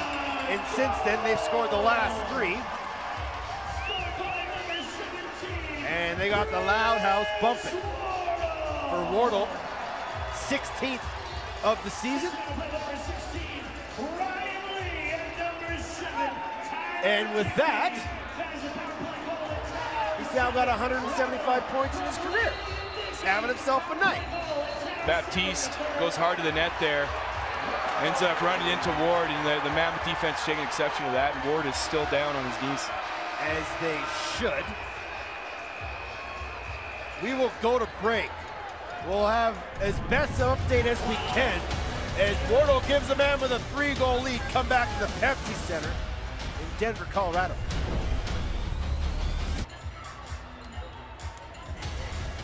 Back inside the Pepsi Center. 8-5 Colorado leading, 4:40 remaining. Colorado Mammoth lacrosse returns to the Loud House for its 3rd game in a 4-game homestand next Sunday, March 8th at 5 p.m. as they'll take on the Rochester Nighthawks. It'll be Sunday fun day at the Loud House. Shoot away those Sunday scaries and enjoy an evening of fun at the Pepsi Center. Family packs available. Ticket, drink, nachos, $20. Get your tickets now at coloradomammoth.com. Here's a replay of what happened just before we went to break as Baptiste goes crashing into Dylan Ward and fell right on top of that leg, and Brett Craig took exception, as did Robert Hope and every member of the Mammoth, but Dylan Ward seems to be okay. He's back between the pipes and he's ready to go. It's going to take a lot more than that to get Dylan Ward out of that shot. 16-5 this quarter in favor of Colorado. Here come the Mammoth, working on a 3-goal run. Lee patiently comes near side to McLaughlin. They got Wardle shut off behind the net. McLaughlin skips away from his man, but stripped. And loose ball being picked up by the Philadelphia Wings, and Chris Wardle is in hot pursuit of Anthony Joker. Wardle all over him and causes the turnover. Great work by Chris Wardle. That's twice he's caused the turnover. Yeah, he's got that wrap check going. Hats off to Chris Wardle for not giving up on the play. Continue to pressure Alex Philadelphia Pace. Wings. He dispossessed of the ball, not Anthony Joker. Rouet, Lee, stutter step, gets a pick, comes around the top. Wow, didn't take the shot, and Lee come up a bit lame. That's not a good sign as the outside shot from Kinnear goes right in the breadbasket of Zach Higgins. We'll have to keep an eye on Ryan Lee. Yeah, that was strange, Teddy. He had his hands free, and I thought kid he was likes gonna to shoot shoot. that wide Yeah. open. Here's Hickey, another guy who likes to shoot. Shoulder save, Dylan Ward. And he looked to go long up ahead to Edwards, but Matisse had backtracked. Now here's Eli McLaughlin, looking for his first of the night. Around the top, gives it off to Digby. Gets a pick, penalty coming. Shot saved by Higgins, and it'll be a holding the stick call to the Wings. And the Mammoth power play, 2 for 2 on the night, will head for their third advantage. Colorado's got 18 shots this quarter. That's as many as they had in the entire first half. So obviously, Sean 2 minutes, Williams holding stick. had some words for his offense to take those shots when they get them. More shots on net, more chances to score as Anthony Jokum will head to the box. For 2 minutes holding the stick, and here comes the Mammoth power play.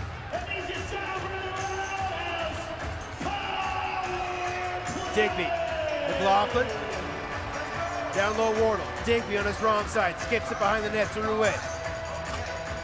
Wardle, Digby, shot knocked down by a Stigma Wings player. Digby gonna battle for that ball, and they're gonna call.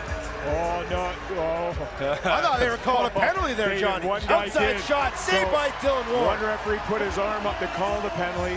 One referee just called change of possession. And the referee right in front of Philly's bench is getting an earful because he had his arm up to call Did that. have his arm. Yes, he did. Inside feed, Digby scores! And Paul Day is furious. And I don't blame him, Teddy. I do not either, John.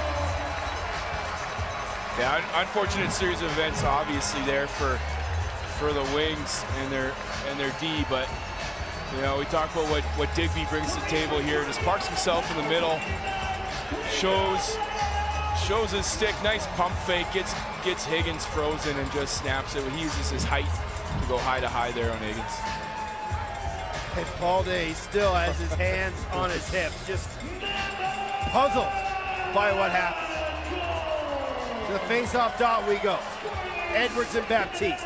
Baptiste wins it in the blink of an eye, but there comes the ball work of Jordan Gillis to find that loose and get possession back to the Mammoth.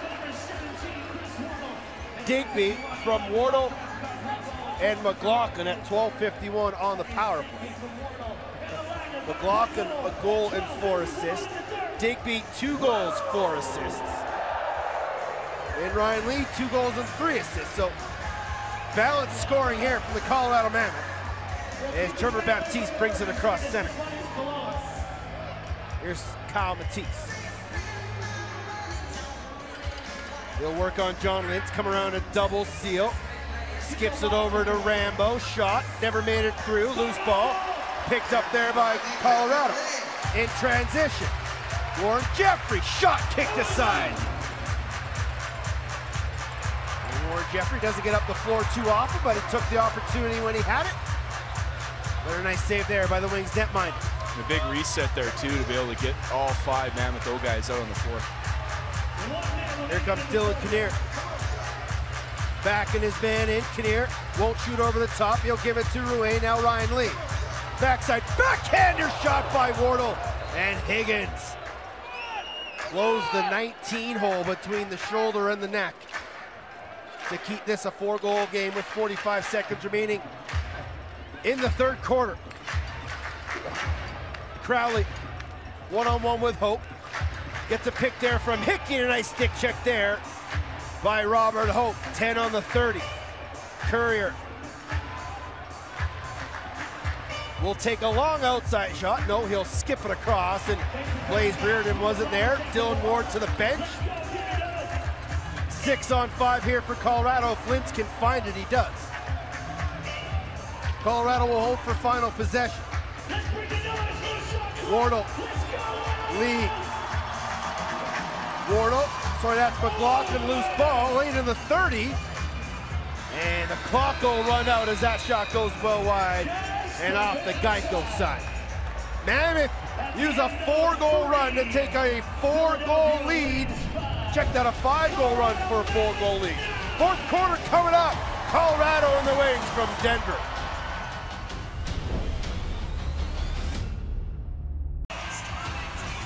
Back inside the Loud House. It looks like it's on fire. I promise you, it is not. Next weekend, the NLL Game of the Week moves to New York as John Rannigan and the Riptide welcome Lyle Thompson and the Swarm to Nassau Coliseum. Catch all the action on BR Live, Twitter, and Facebook starting at 7:30 p.m. Eastern. Your Game of the Week this week was Halifax and Buffalo. And Buffalo beat Halifax 13-9. Toronto did the Mammoth and everybody in the West a favor, knocking off Saskatchewan 9-8. San Diego's up on Calgary 11-9. And Georgia is putting a beating on Calgary currently. Last I looked, it was 10-3. Here inside the Loud House, as we get set for the fourth quarter, Mammoth leading at 9-5 as they gave up that first goal to start the half, 27 seconds in, and then they score the next 5, and they are comfortably in the lead. Now we said at halftime, both it was 4-4 at halftime, and both teams really weren't, taking over, and clearly the Mammoth took over that third quarter. So it'll be interesting to see how the Wings respond. Clearly they had a couple things not go their way in those last 5 minutes, and the Mammoth have all the momentum in their favor right now. Baptiste wins the draw, loose ball in the corner. Joachim has it, flips it to Davis Allen, but the pressure here by the Mammoth. And if they get over in time, as there's a big hit, they're gonna call, as you heard Tyler Carlson, he had the ball. I think they're calling a push. As I paraphrase, and now Johnny, careful. Johnny, be careful. Mike and a game going on right down here. But, to your point, Paul Day spent that intermission there, that break, talking about composure. They're not happy about Trevor Baptiste getting thrown to the ground, not happy about the missed call, but, they grabbed sticks. And so they talked about composure on their end. As Brandon Miller took a lot of the old guys aside and was talking to them as well. So it would be interesting to see how Philly comes out here. Courier inside to Crowley, but Dylan Ward able to keep that one out of the net. Quickly up ahead to Coates. That 9-8 win by Toronto could be huge if Colorado can hold on here. It would get them right back into it with Saskatchewan. Here's Wardle driving, shot saved there by Zach Higgins. Fresh 30 here for the Mammoth. McLaughlin comes off the pick, backdoor look lead, driving, scores! Hat trick for Leeser. And that time as he dove, he shot a little bit earlier. Maybe catching Higgins thinking he's gonna wait until he gets to that far side. Well, and the key is the speed there. Eli does a good job carrying all the way over, but it's the up picks off ball that they've been working on all night and getting that defense spread out there. And yeah, you're exactly right. Usually we see Ryan Lee come and reach around the top right, but there he tried something different and fooled Higgins. Who was that jumped over the net from the Wings? I didn't see that. Some big boys out there. I'm sure it's not hard to do for them. That's true. There are some big bodies in that Wings club. Off the ensuing draw, Baptiste wins it clean. Interesting tactic here by Colorado. Now they're pulling a guy right off the floor immediately, putting a guy out in the D bench to try to cause some issues on that face-off. Rouet and McLaughlin pick up assists. As Ryan Lee's got 3 goals, 3 assists, including his 125th career point. And Colorado 37, minor penalty holding the stick. Half. Penalty to the Mammoth as Coates will get 2 minutes for holding the stick. Philadelphia 0 for 1 so far with the man advantage. And a chance to cut into this deficit. It's now 5. Crowley will set it up with Rambo, Reardon, Courier, and Hickey. Lintz and Capito up top. Outside shot, shoulder save, Dylan Ward, loose ball picked up by Lintz, and then a nice Defensive play there by Courier, but somehow loose ball picked up by Carnegie. And they'll get called for the 8-second violation. Yeah, good ground ball there by Lintz, but he was going to hide behind his goal there, at least find some space, and he didn't see Courier coming. Courier behind the net, outside shot there by Hickey. And then Hickey and who's that? Courier going at it. They're going to take them both. I'm interested to see if Tracy Kaluski starts using below the goal line here on their power play. He's starting to get those outside shots, and Dylan Warner, as we know, likes to play that high arc. And Hickey's going to get another one here, I believe. A little too much after the whistle, and it looks like it's going to be man with possession here, as Hickey and Carnegie are in the box. Yeah, that's not the composure that head coach Paul Day. And Hickey's been doing this all night. Dylan Ward's making these saves. He's going at his guy, giving him the extra shot, which is okay, but the officials thought it was too much, and this is the extra one right there. The push on Capito on the way to the box. So they'll both get dead ball minors, and then an extra 2 minutes unsportsmanlike conduct to Brett Hickey. So Isaiah Davis-Allen, the in-home, will come over to serve the extra 2, and the Mammoth will head to the power play. I believe. Well, I think Robert it might, Hope comes over and might end up being 4-on-4. Well, there's already a penalty to Dan Coates, right? It will be 4-on-4. Coincidentals, and then we'll get the extra 2. So the Mammoth will have a power play after the Coates penalty expires in the main 26. It'll be a shortened minor. But let's see what they can do for a side here. In the corner, Eli McLaughlin. He's out there with Will Malcolm on the far side. Malcolm sets the seal. Backside pass to Ryan Lee, just out of his reach. Loose ball picked up by the wings, and they're going to run. Nice job by Will Malcolm to get back and not allow Anthony Joachim a chance to get on target. Well, Jamie, when you're 4-on-4, what do you like to see from an offensive perspective when you got that more space and room? Well, I think picks off the swing here because you don't have that guy sitting in the middle, and just ball movement. There you go, side to side. Kevin Crowley snipes one to the top Short left. Side snipe. Johnny, you had a good view of that. I was breaking down what I would like to see, but what do you think of Crowley's shot there? I think it's a great shot. He was able to kind of swing it from going for an outside, and at the last second he pulled it near side and put it bar down. But to your point there, Jamie, Crowley's guy is the guy who's helping over now because that guy's not there, so that gives him that space to step down. And that's why he's such a prolific goal scorer, is when you give him room like that, he's going to put it in the back of the net. Kevin Crowley from Rambo, and Blaze Reardon picks up his first point of the night. Rambo's working on a 4-point night. Crowley's got himself a 5-point night. Even strength goal at 2:48 here in the fourth quarter. Still 4 aside as there's 35 seconds remaining on the Coates minor. Rambo pivots, fakes the shot, takes the shot, and Dylan Ward got just enough of it. And there's Robert Hope with a loose ball.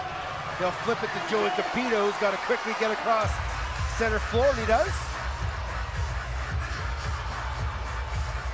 13 on the minor to Coates. Ryan Lee. Late man is Kinnear. He has it, gives it off to Chris Wardle. Wardle drives, takes a shot, saved there by Higgins. Now they got to be careful, Philadelphia breaking the other way. Quickly up ahead, Joker. Got Coates behind him, and he sees him just over his shoulder, but then he falls to the turf, loses possession, and it'll be picked up there by Josh Sullivan. Good pursuit by the captain, Dan Coates, and Sully will scurry across center, and here comes the offense with 15 remaining on the power play. Short power play here for Colorado, 3 for 3 so far. Digby. Backhand flip Lee. One more to Eli, near side Ryan Lee, he'll shoot. Oh, bar down, they'll say no goal. They might want to take a look at that one. And they're asking for a replay on the Mammoth bench. I don't think they'll get one. Lee. Wardle to Lee, pass was behind him. 13 on the shot clock. There's a shot, goes off a Wings player. Wardle underneath, drive shot, put it wide, loose ball. Picked up there by Rouet. And they'll say that Wardle made contact with Higgins, and they'll give possession to Philadelphia's. Now we'll get a replay of this Ryan Lee shot. And tough to see from that angle. And here come the Wings. Down 4, 10 minutes left in regulation.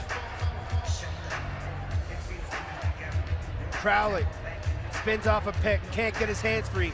Dishes downside to Reardon, back to Crowley, and a nice save there by Dylan Ward. And Ward, always knowing where he is during the game, knew that was a TV timeout, and we will head to break.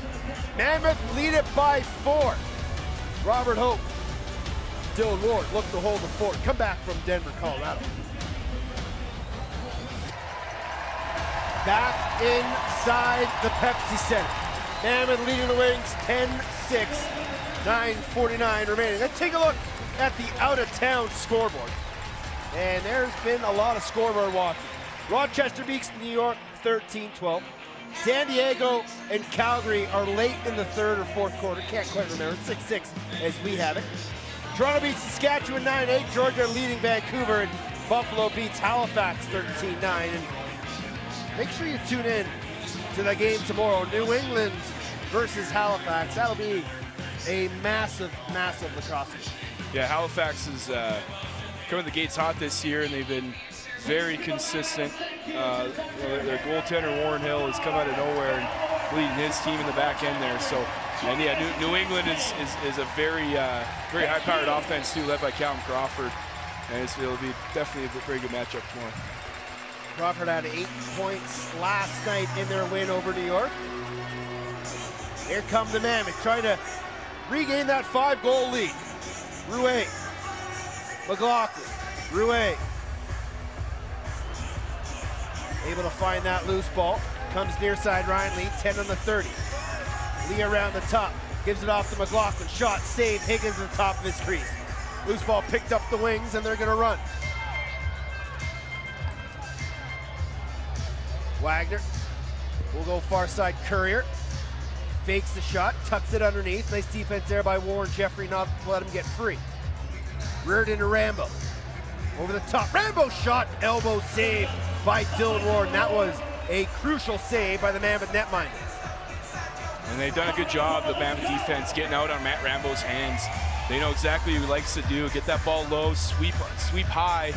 We see him score that goal on the top left corner, Dylan Ward, but the Mammoth defense are getting out and getting pressure on his hands. Wardle comes out of the corner, gives it off to Lee, tried to go back inside, loose ball. Here comes Jokum, gonna run. He's got a man with him. That was Liam Burns, but he'll slow it up. Now they've got a couple old guys stuck back on D, including Ryan Lee and Jacob Rouet. See if Philly could take advantage. Hickey, shot, save Dylan Ward, ball's loose, who's gonna find it? Battling in there is Coates, as is Hope, but they got 3 Wings in there.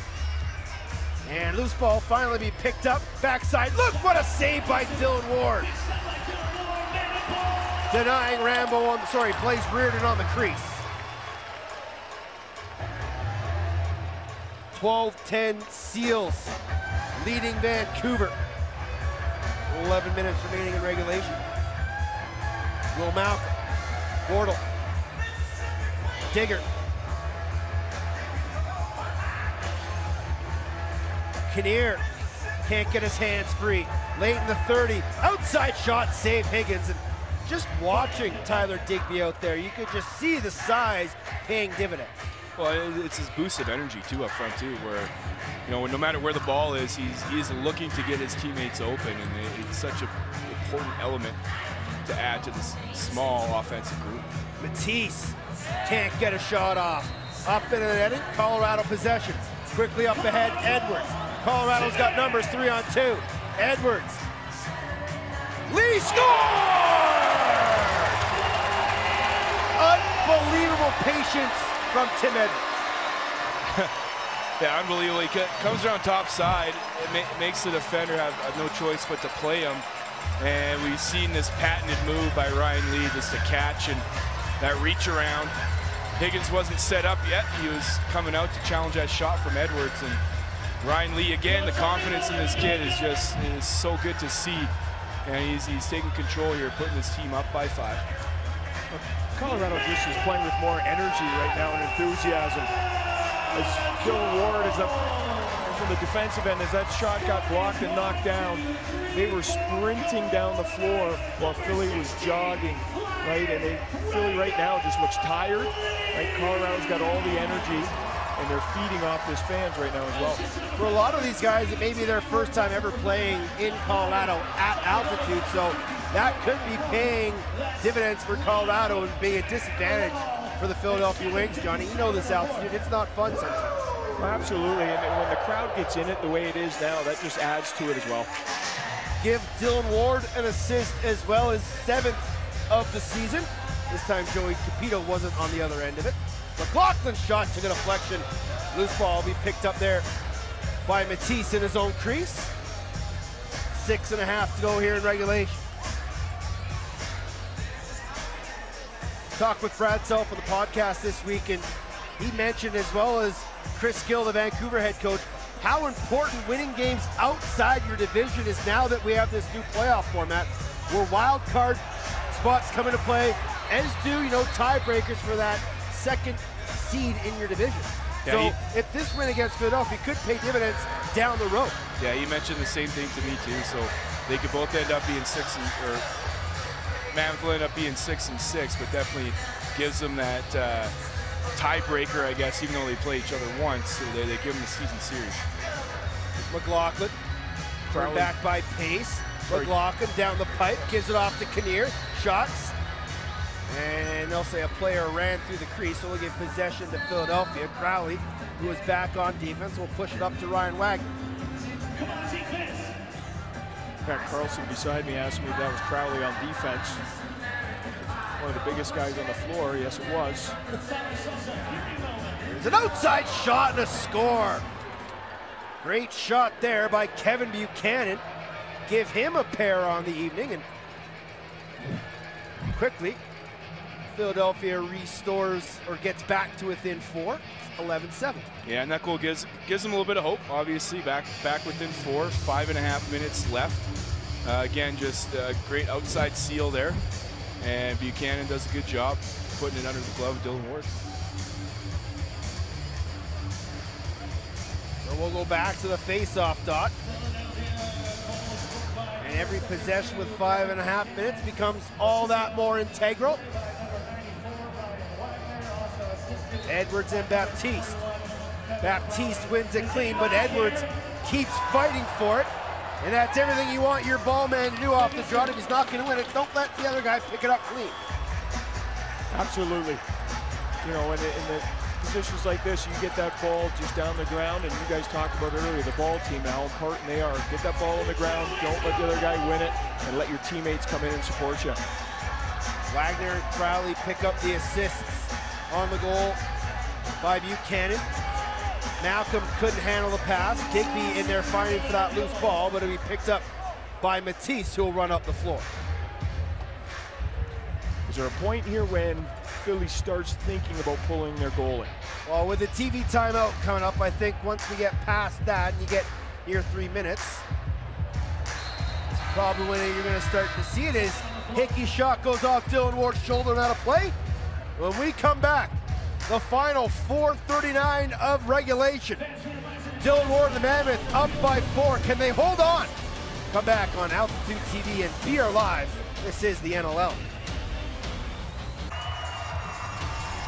Back inside the Loud House. There's a look at Tyler Digby. He's got our Geico play of the game. As his second goal on the power play, worked his way inside the Philly defense. Couple fakes, beats Zach Higgins. And he's got a 6-point night in his Mammoth debut. Not bad. I think that's the way you want to play your first game, to win over these Mammoth fans. These Mammoth fans love gritty players that work hard, have energy, and I think he's going to fit in just fine here in the Loud House. Shots in the first quarter were 16-5 in favor of Philadelphia. Since then, 40-24 in favor of Colorado, and they lead it by 4. Dane Dobbie now has 7 goals, and Calgary has tied San Diego 12-12. Loose ball picked up by Capito. Well, I figure if you're going to have 6 games on one night in the NHL, they all might as well be doozies. I was just thinking, is if you miss that many games, are you still eligible for MVP? 1,000%. Oh, just like that, San Diego's made it 13-12. Fast and furious at the Loud House. Here, sorry, at the Rough House. Here in the Loud House, the Mammoth are holding to a 4-goal lead. And now Johnny will start to wait and see how long Paul Day waits before he starts pulling Zach Higgins. Looks like he might be maybe relaying a message to the defenders. Buchanan, Hickey takes the outside shot, easily handled by Dylan Ward, up ahead Coates.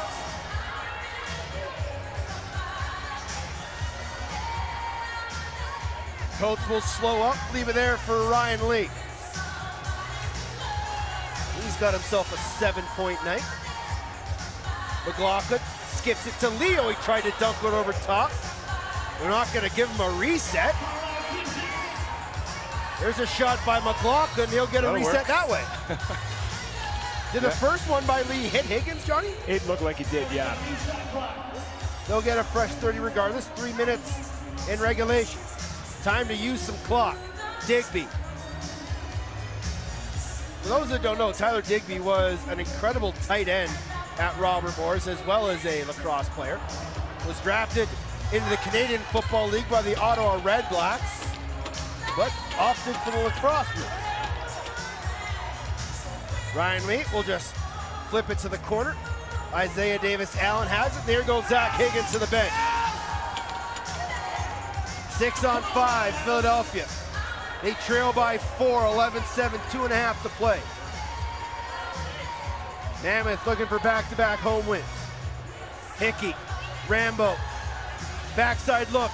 Matisse, shot, scores! What a ball fake by Kyle Matisse. And that was a well-set 6-on-5 play. You can tell they practiced that one. Big Kevin Crowley comes over, sets a seal for Rambo. Dylan Ward, of course, the top of his crease. Kyle Matisse, you mentioned it, Teddy, gets Wardo dancing on this fake right there, and then was able to reach around, and that was a pretty goal.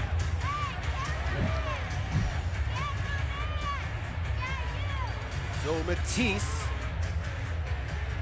gets his first of the night, 11th of the season. And don't go anywhere. It's a 3-goal game with 2:15 remaining. Still 13-12 with 5 minutes to go in Calgary.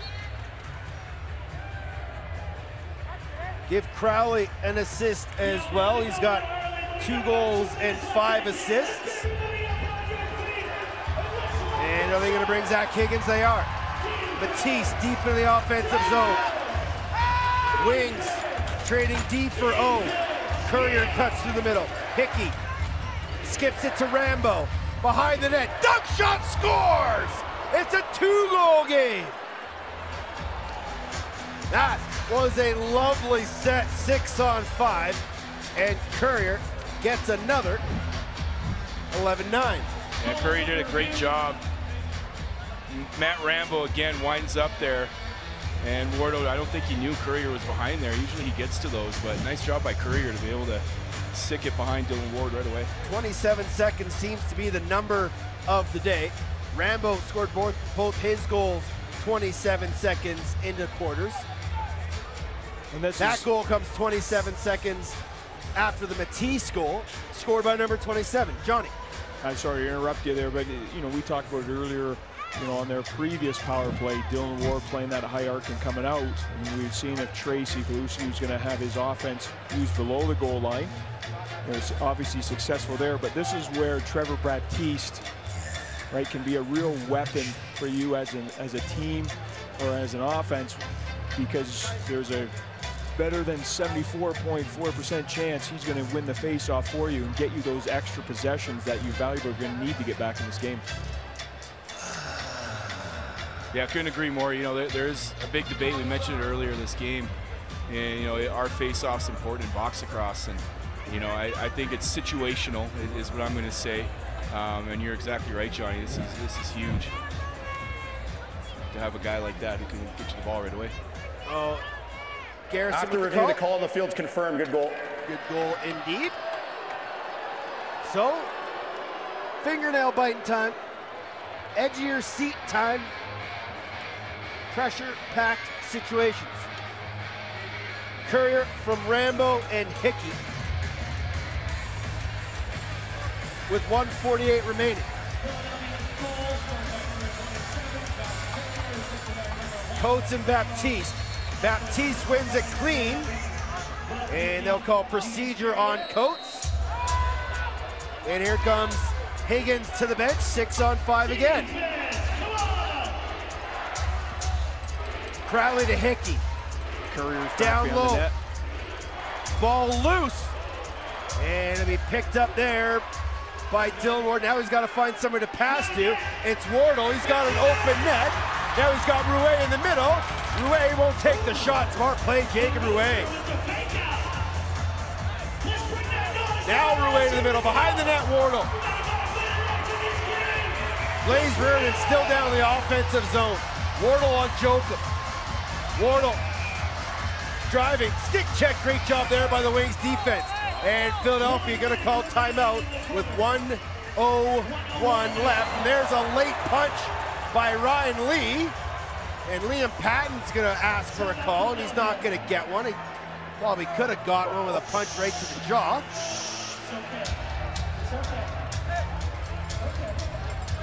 And so, let's see what Tracy Kelusky can drop for his offense for the Philadelphia Wings.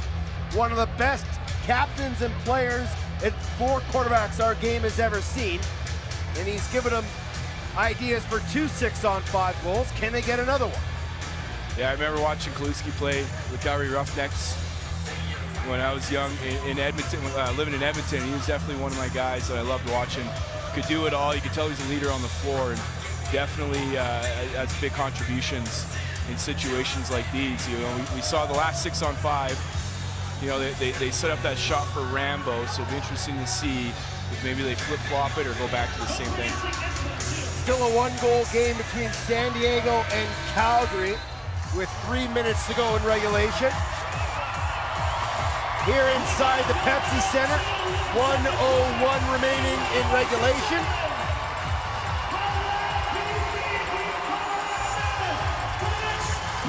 And let's see if Colorado can hold on.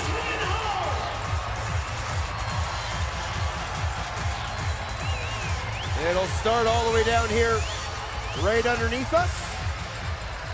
And it's going to be Kevin Crowley who's going to run it up the floor. Crowley to Hickey. Near side Rambo. Courier behind the net. Hickey bobbled it.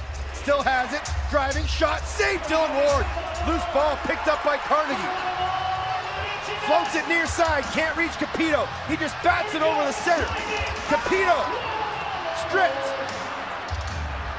Here comes Philly. Courier faked it down low. Hickey scores! Wow. 1-goal game. 31.9 remains. And the Wings are within 1. No matter what happens here, this Wings coaching staff has to be proud of the resiliency showing in these last 7 minutes here by their team. And kind of a broken play there. Mammoth tried to go side to side, gets deflected, and Hickey off the bench and was able to put it past Dylan Ward. Right now it's the Mammoth coaching staff's turn to be a little upset. They were calling for the timeout. You know, they got the referee's attention to call the timeout, but you know, the timeout wasn't granted to them, and Philly goes down and puts it in the net. And that looks like it's going to be a good goal, as Hickey seems to be clear of the crease. And now, with a 1-goal game, face-offs do become important. So this is, you know, the question you know, I'd ask you guys with your opinion, if you're Philadelphia, do you put Higgins in the net on this face-off, or do you trust, you know, Trevor Baptiste and you go 6-on-5 right away? I think just in case, as good as Baptiste has been at the draw, he has lost a few loose ball battles as if it's popped out. So I think just out of safety factor. Look at that. I'm completely wrong.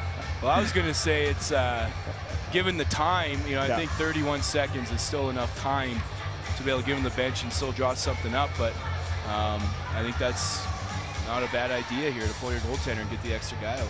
I think that, you know, in pulling the goalie, you're obviously going to get that sixth guy in there to help pursue. You know, if Trevor does a great job of winning the faceoff, but winning it to himself to gain possession. He just doesn't win it, you know, for ground balls. But having that sixth guy allows him to pursue in case there is that ground ball, because if Colorado picks it up with 30 seconds and under left, they're going to call a timeout. You know, then you're doubling. You know, if you get it back in that situation, you know, now you got defensive guys on the floor trying to move up to play offense with, you know, with limited time left. Baptiste has won 18 of 24 draws tonight.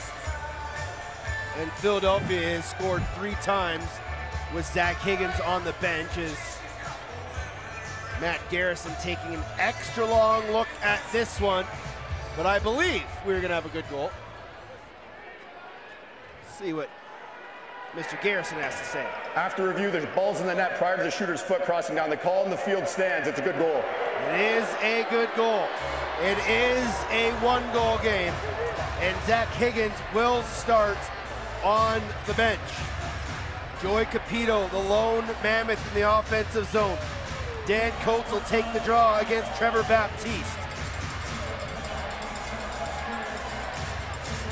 Reardon, Crowley, Matisse already in the offensive zone for Philadelphia. Baptiste wins it, has it. Coates all over him. Baptiste, check, loose ball, grabbed there by Lintz. Lintz will bounce it ahead, and Colorado calls timeout. And you can hear Zach Higgins screaming that the clock may have ran down a few seconds, but if you're Trevor Baptiste, I think you got to be a little more floor aware there and find a better spot to go with that ball. Yeah, there wasn't a lot of space, but his momentum was going downfield there, and you know, good job by the Mammoth. And we've seen John Lintz make some great checks today, and there was a very smart play, running the ball out, bouncing it to his teammate, and now the Mammoth have the ball with 17 seconds left. I would imagine they'll keep Zach Higgins on the bench and chase 6-on-5 here defensively, but that was a great job by the ball team to stay with Trevor Baptiste and force the turnover, as Calgary has tied the game. I think you said it right off the bat there, Jamie, the momentum. You know, I think if you would have won that and went to his defensive end, you know, they had a 3-on-1 situation there, Philly did. They could have just progressed down the floor. But yeah, his momentum took him the offensive end. He can't go back over center. Right, and the Mammoth did a great job pinching him off. So we'll see where they start this ball. It all depends on where they called the timeout. Shots on goal, Philadelphia 46, Colorado 46.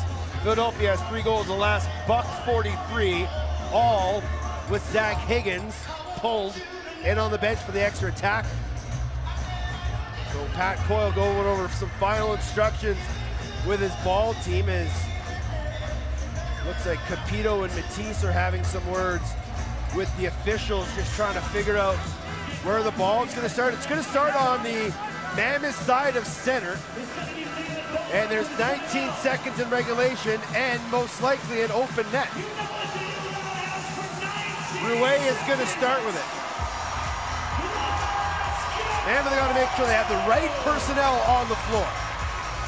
Capito, Coates, Hope, Wardle. Rouet just gonna run. He's dispossessed of it, but he finds it. Probably just needs to ice it. 12 seconds left. Loose ball. Hope in there battling. Capito battling. Gonna be picked up by the captain, Dan Coates, and he wrist shots it in!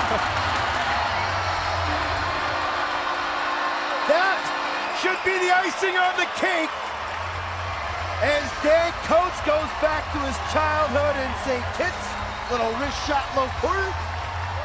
They're going to review it just in case, but Coates has his third and a 2-goal lead for Colorado. Well, the goal was just the icing on the cake for that entire series there. You know, Jacob Rouet has the ball and immediately just takes it low. A little surprising me that the Wings D didn't do a better job. Now it looks like that's going to count. Do a better job pinching him off there, not allowing him to go underneath there. But, you know, nonetheless, Mammoth defense mucked it up there, kept the ball loose. You know, oh, this is close. Fortunately, I think that's going to count. Yeah, I don't know if the it's gonna question count. is did that left foot in before? Oh, this is close. That is close. That might be right there if they can see a side angle of that with that timing. Oh, that angle won't be the one they need. And it was called a good goal on the floor, so we need 100% confirmed that this is a good goal. Or that he's in the crease to reverse it, and I just don't know if they have the right camera angles. They're gonna do their best to piece this together. But this is as good a look, I think, as they're gonna get as that overhead one. And Matt Garrison will take his time with this one and watch it as close as he can, and he thinks he has a decision. Is that left foot down? Oh, they've taken the goal off the board. It's 11-10. I don't think this is gonna count. And it'll be interesting to see how much time they put back on the clock here. However, the ball is going to have to After review, the shooter start. steps in the crease prior to the ball crossing the goal line. The call on the field's overturned. It's no goal. No goal. And so the clock was where, when they signaled the goal, that's where the clock was at 2.1. So there shouldn't be really much time added on. And the ball should be in the crease, right? Considering it's a crease call. Correct. Albany wants 10 seconds added to the clock. That's what he feels should be on the game clock, is 10 seconds. They took that goal off the board in Calgary, so 13-12 still San Diego. And now it does look like Garrison's going to come over and just kind of figure out where they are time-wise. Make sure that everything is right. Head coach Pat Coyle has put the 5 biggest members of the Mammoth. Digby's now playing defense. He got them lined up right across this restraining line. I think you probably, if the ball starts all the way down the crease, you probably want to have some up-floor pressure, don't you, Johnny? I think you do. You know, much like basketball, you want to guard the player inbounding the ball here. You know, I would do the same. And put a, like you said, Ted, put a little bit of pressure, just if it's that half a second. He's got to adjust, you know, his release point to try to make a pass, because at minimum it says 2.1 on there. You know, you're not going to obviously be able to run the ball up the floor and still get a shot off that's going to be accurate enough to beat Dylan Ward. So as much time as you can take off immediately, that's obviously going to help you on the back end. Garrison still mulling this one over.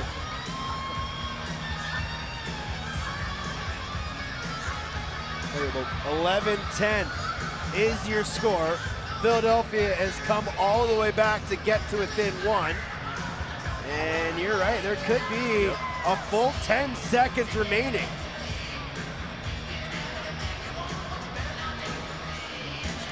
As Garrison just again making sure everything is copacetic. Calgary almost, as Dixon rang it off the left leg of Frank Chiliano. And San Diego may be able to hold on and win that one. And that would do the Mammoths some favors if both Calgary and Saskatchewan were to lose.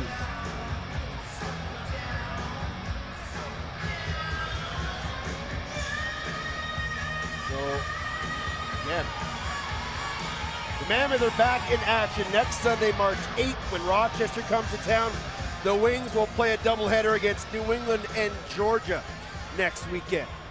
Here's Garrison. Please reset the game clock to 3 seconds. 3 seconds? Only getting 3. Huh. San Diego has held on to beat Calgary 13-12. They're going with no pressure here with I just don't think you can get seconds. down there in 3 seconds. 2, 1, ball game. Colorado Mammoth, hold on late. They'll win it 11-10. They'll improve to 6-6. And Philadelphia will fall to 7-5. What a wild lacrosse game. Yeah, the Mammoth got down 2-0 right away in the first minute, but I think it all comes down to Pat Coyle's message. He's a big believer in what's next. Something negative happens, something positive happens. That's great. You address it and then move on. Just like he mentioned with Trevor Baptiste, his value in the face-offs on the face-off X. But great job from Dylan Ward all the way up front. Ryan Lee led the way, Mr. Consistency once again. Colorado 2-1 in 1-goal games this season, and those are the games you really need to win to help your team, really progress. We saw Philadelphia last year in their first year. They lost a handful or more games by 1 goal, and that was really the difference in their season. And we're seeing Rochester is in the same situation this year as well. But no, you're exactly right. It's so important, for that locker room and that morale in that room there, just to get these wins, because a loss is tough. Now Philly's going to have to think about this for a whole week. What did we do wrong? I think for them, they didn't have the consistent energy throughout the game, and it was not uncharacteristic for them. But hats off to the Mammoth to be able to cap it off. Time now for our 3 stars of the game, brought to you by Ford. It was late and it was close, but Tyler Digby in his Mammoth debut, 2 goals, 4 assists is your first star. Dylan Ward, 37 saves, 6,000 career minutes, and Kevin Crowley, 2 goals and 4 assists in a losing effort. Down on the floor, John Gallant with the man of the hour momentarily. Let's have a look at some of the goals by Digger. That first one, feet planted, puts it far side past Higgins. This second goal inside on the power play, but he chipped in on everything. Goals, assists, loose balls, was even out there at the end. Tyler Digby, a huge pickup in more ways than one. He's down with John Gallant. Johnny. With Tyler Digby. Thank you, guys. Tyler, how much fun was this, your first game as a Colorado Mammoth in the Pepsi Center tonight? It was awesome. It was just great. Been really easy to fit in with the guys, and I think we came out a little slow, but we battled together, and we know how important that game was, and we had a lot of guys step up and make big plays and get a big team win. Well, let's stay there with the big win and the guys stepping up, and being in this league as long as you have, every game is a game of run and momentum changes. What were you guys able to do offensively there in the second half to gain momentum for the club? I think we just stuck with the process. We really haven't had that much time together, but I think we showed how quickly we can get on the same page, and I think that's just a start for us in big string of games coming up. You guys come off a bye week. The NLL is a grind every week. How long do you enjoy this win before getting ready for next week?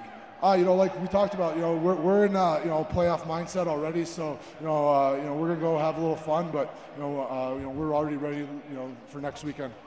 Congratulations and welcome to the club. Thanks a lot, appreciate it, guys. Johnny, thank you so much. Tyler Digby making himself a fan favorite in his first ever game inside the Loud House. When we come back, we'll break it all down. Jamie will be inside the booth with me. It's 10 goals for Philadelphia, 11 for Colorado. They win it by 1.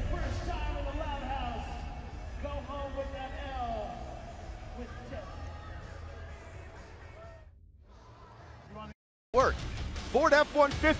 Built better, built stronger, built Ford tough. A 6-point night for Tyler Digby in his Colorado Mammoth debut. Leads Colorado to an important 11-10 win over the Philadelphia Wings. Back inside the booth, Jamie Shuchuk, Teddy Jenner. We're here from John Gallant in a few minutes, but at one point it was a 5-goal lead.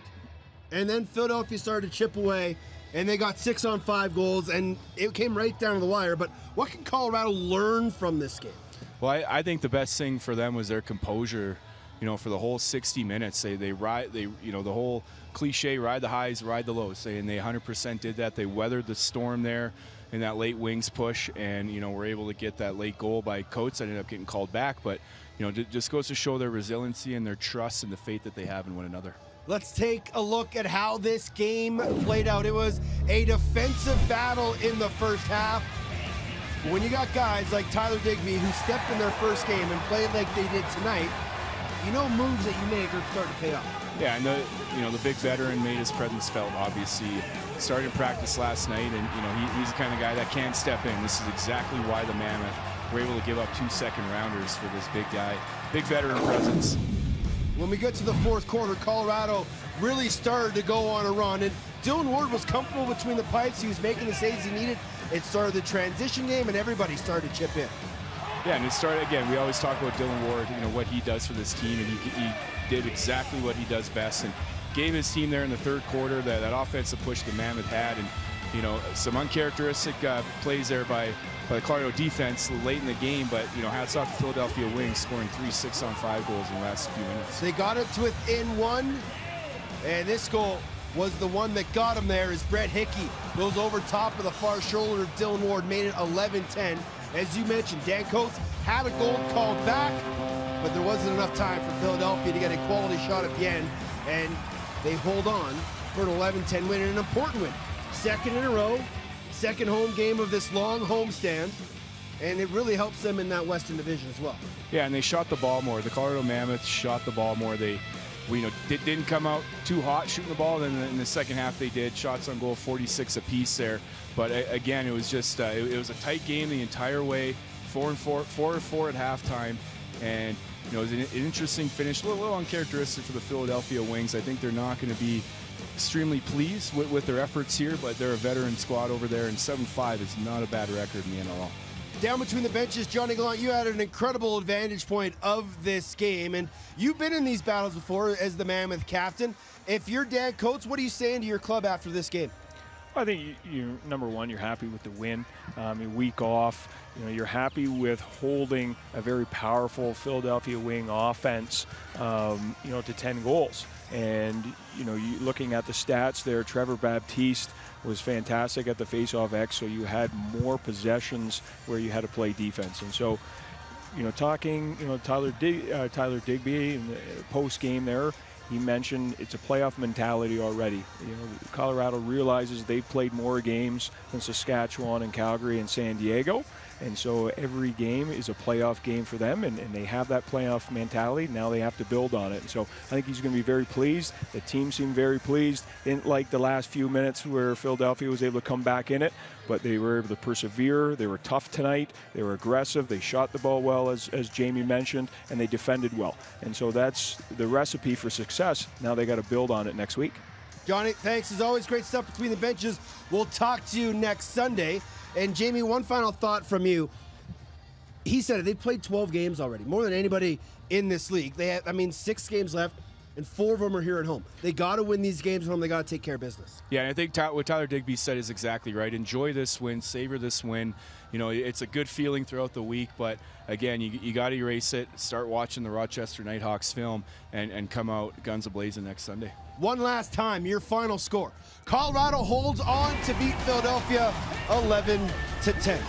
The Mammoth return to action on Sunday, March 8th when they take on the Rochester Nighthawks here at the Loud House. Catch the game on Altitude Sports and Entertainment as well as Bleacher Report Live. This has been a presentation of Altitude Sports and Entertainment, your home for the Colorado Mammoth.